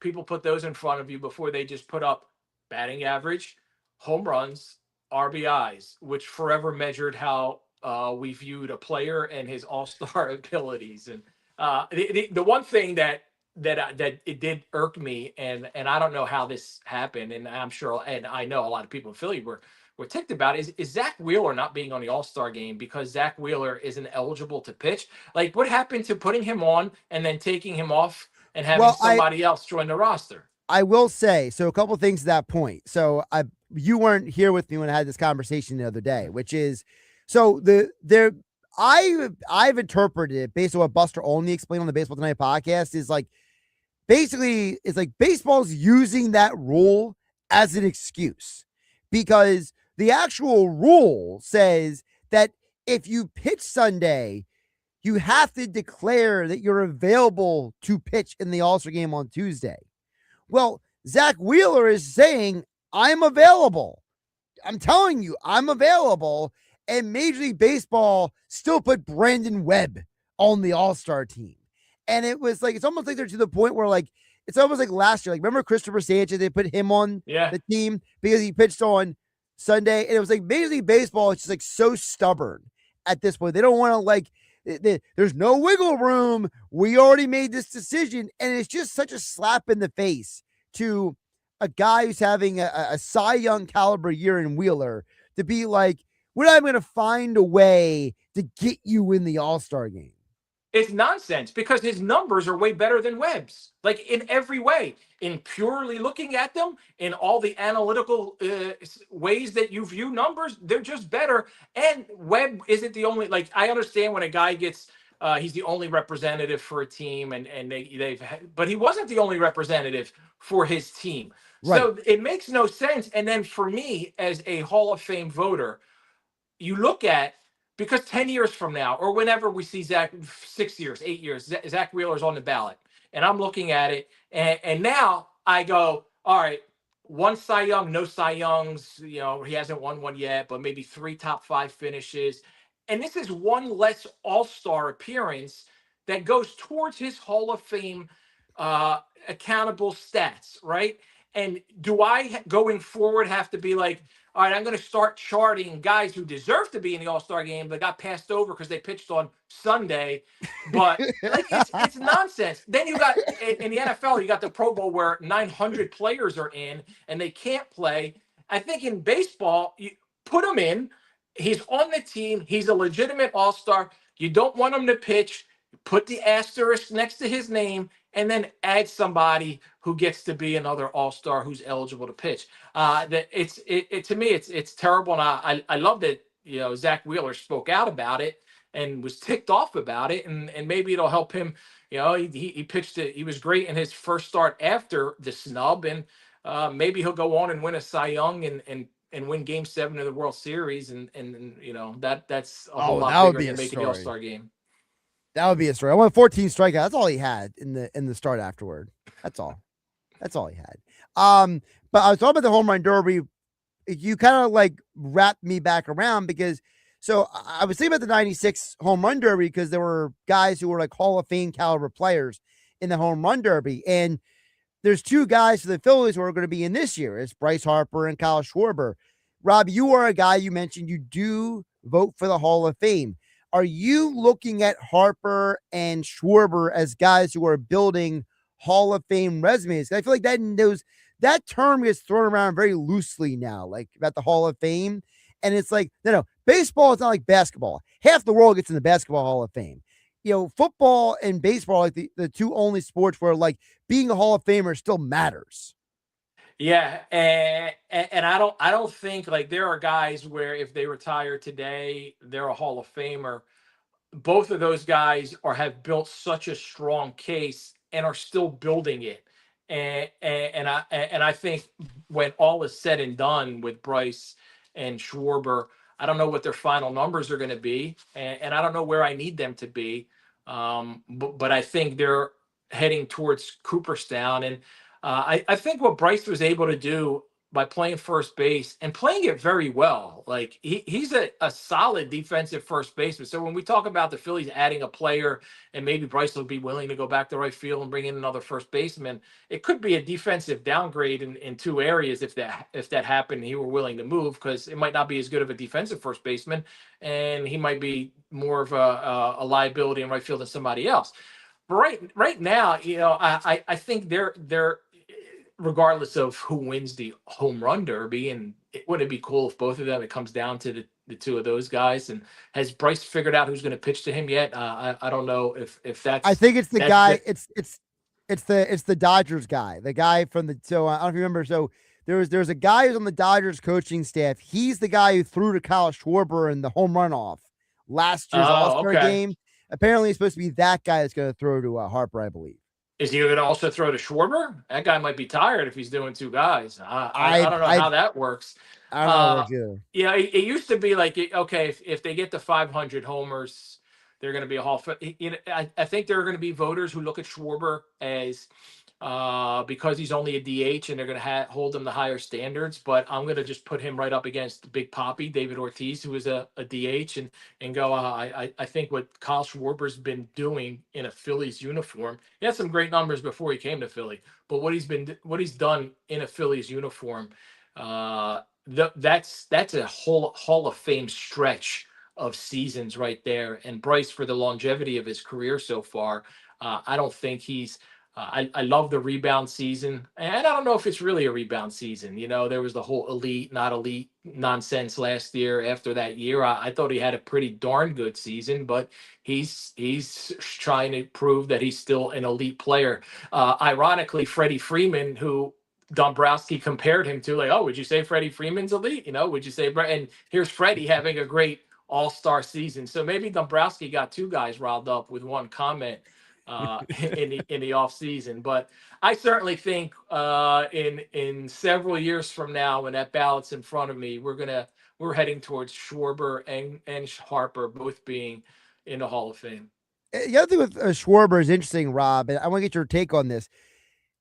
You're right, because like before he came to Philadelphia, he was having a good career. Now he's like next level, and his career almost reminds me a little bit of Mike Piazza, where it's like when Piazza with the Dodgers, he was having a good career, but that tenure he had with the Mets like elevated his career to another level. And I almost feel like Schwarber's a similar vibe, where it's like if Schwarber didn't come to Philadelphia and have this run, we wouldn't be having this conversation. And it's almost like, I'm not saying Chicago is a small town because the Dodgers are in LA. That's not a small town either, but it's like for some reason coming to the East Coast and these guys entering the prime of hitters elevated their profile, and they kind of like matched the elevation of their profile with their hitting.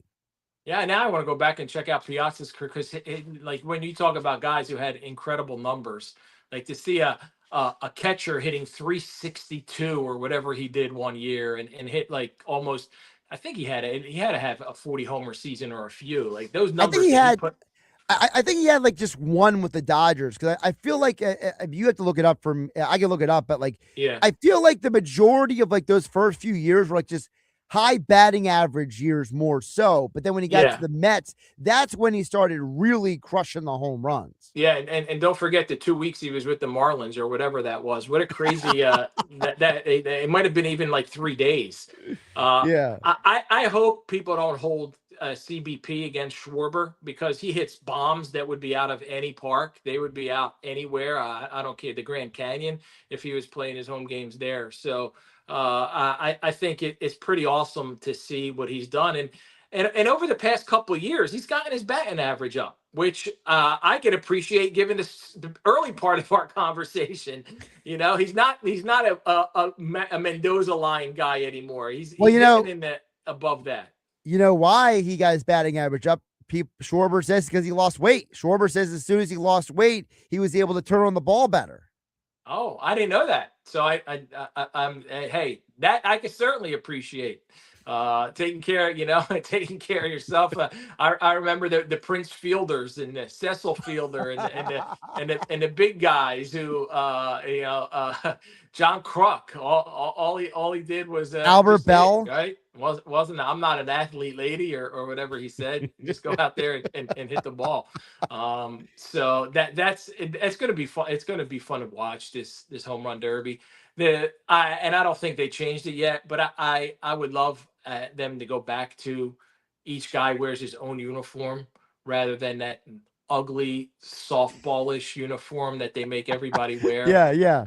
Just like that's what the All-Star game's for. Everybody wears their own. It's in Philly, so they all wear their home whites in the National League, and the American League wears their road grays or road whatevers, and we go, and that's the way it should be. But baseball keeps ruining things, and they continue to ruin things, and it's getting annoying. But I covered a Rays Yankees game this week, and as much as people like to crap on Tropicana Field, I'm sitting behind home plate in my press seat, and it is the best view I've ever seen at any ballpark. The sight lines are incredible. You can see down the corner everywhere, and hopefully they do move and they stay in the Tampa area and they get a new stadium in there. But it was pretty cool to see 18,000 people, Josh. That's how many were there, and about 12 of them were Yankees fans. But that's baseball here in Florida. Yeah, it's baseball in Florida. He's Rob Maaddi from the Associated Press.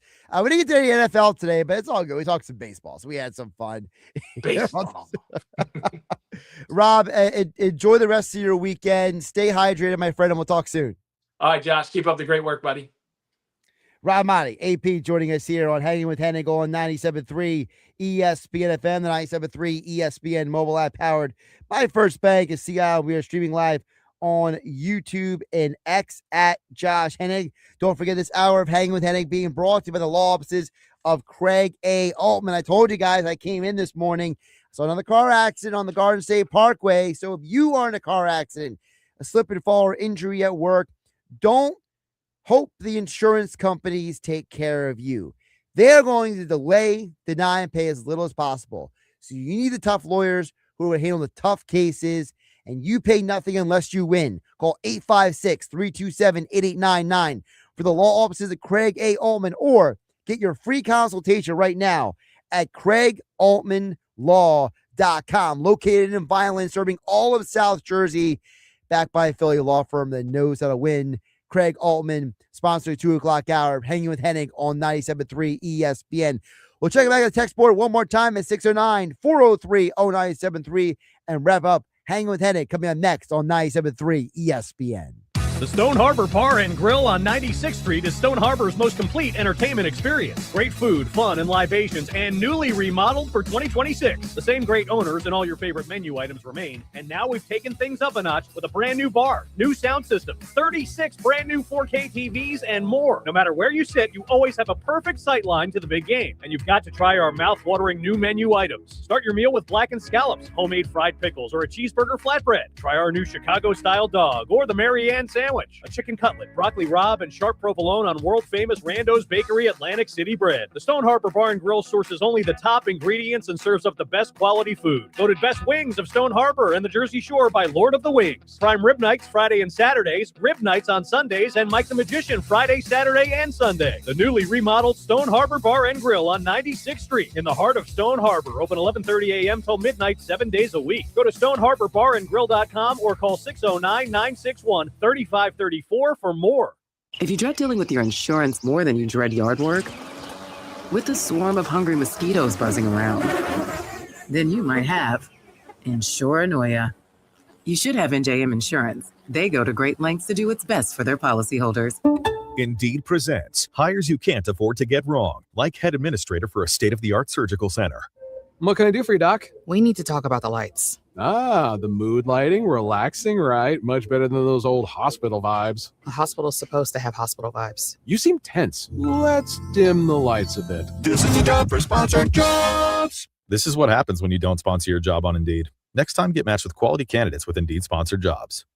Visit Indeed.com/hire now and sponsor your job today. Get ready for an unforgettable summer at Ocean Casino Resort. Watch as we light up the sky with patriotic drone shows every Friday in July in celebration of America's 250th birthday. Visit theoceanac.com for more details. Must be 21 or older to wager or consume alcohol. Gambling problem? Call 1-800-GAMBLER. Fishing season's here. Get everything you need at the Bait and Tackle Shop at Utch's Marina in historic Cape May. Come to Utch's for a huge selection of spinning and conventional rods and combos for the boat or the surf, with top brands available like Penn, Tsunami, Ocean Max, Shimano, and more. Utch's Marina has all your fishing needs. Live bait, frozen bait, rods, reels, and lures too. Prepare for your next fishing experience. Come see us today at the Bait and Tackle Shop at Utch's Marina, located at the foot of the bridge in Cape May. For adults with Crohn's disease or ulcerative colitis symptoms, every choice matters. Tremfya offers self-injection or intravenous infusion from the start. Tremfya is administered as injections under the skin or infusions through a vein every 4 weeks, followed by injections under the skin every 4 or 8 weeks. If your doctor decides that you can self-inject Tremfya, proper training is required. Tremfya is a prescription medicine used to treat adults with moderately to severely active Crohn's disease and adults with moderately to severely active ulcerative colitis. Serious allergic reactions, increased risk of infections or lower ability to fight them, and liver problems may occur. Before treatment, get checked for infections and tuberculosis. Tell your doctor if you have an infection, flu-like symptoms, or need a vaccine. Explore what's possible. Ask your doctor about Tremfya today. Call 1-800-526-7736 to learn more or visit tremfyaradio.com. In celebration of America's 250th, we the people of Matt Blatt Kia in Egg Harbor Township make this declaration. All trade-ins will be treated equal. Everyone gets up to $3,000 over KBB fair market value for your old car. Sail away in a 26 Matt Blatt Kia K4 LXS for $129 per month. 26 Matt Blatt Kia Sportage LX, just $139 per month. Revolutionary 27 Matt Blatt Kia Telluride LX, just $259 per month. Qualified buyers enjoy freedom from payments for 90 days. Worried about your credit? Don't sweat it. At Matt Blatt Kia, all car buyers have the right to buy a car. Matt Blatt Kia wants to get you approved today. Matt Blatt Kia, 6211 Black Horse Pike, Egg Harbor Township, at mattblattkia.com. Need a new car and have no idea? It's got to be a Matt Blatt Kia. 24-month leases, $59.99 due at signing. Call 888-506-4132 for details. Interest occurs from date of purchase on select models. Offers don't combine. Expires month end. You're hanging with Josh Hennig on 97.3 ESPN FM. People will come, Ray. And on the 97.3 ESPN mobile app, powered by First Bank of Sea Isle City. People will most definitely come. Streaming live on YouTube, Instagram, and the X platform. Wrapping up Hanging with Hennig here on 97.3 ESPN. Thanks to Rob Maaddi from the Associated Press, as well as Kevin Durso from 97.3 ESPN.com and Dr. David Gold from Ivy Rehab Physical Therapy for joining the show. I wanted to get to really quick. Greg in LBI chimed me in at 609-403-0973. He says, it's not a great free agent pool for hockey this year. Flyers cannot force it. Wait till next year unless you can get Dylan Larkin. Well, the problem with Larkin is, Greg in LBI, and I appreciate the text, he doesn't want to come to Philadelphia. He has pretty much already come out and said that he wants to go to a certain group of teams, and the Flyers are not one of them. And Durso talked about this earlier in the show. Part of the problem is that these guys are asking for trades, but then they're being picky about where they're going. So it's hurting the leverage of a team that's trying to trade them, and it's hurting the ability for them to go where they want to go because the team that's trading for them is basically saying, well, he only wants to come here, so I don't have to give you everything you want and more. Personally, I would love to see Zach Werenski come to Philadelphia. That's the guy, either him or Jason Robertson from the Stars. One of those kind of guys who could be traded, come to Philadelphia. Larkin's a little older, but I wouldn't mind Larkin. I think he would be a good centerman to have for this team. It's a good text from Greg and LBI. All right, before we get out of here, I promise I would get to, so UFC 329 is tonight. And the big deal is the return of Conor McGregor. And I've had a lot of people come up to me and ask me about this fight. I want to hit on it really quick. McGregor is basically trying to do the Toby Keith principle. He's trying to say, I'm not as good as I once was, but I'm good as once I'll ever be.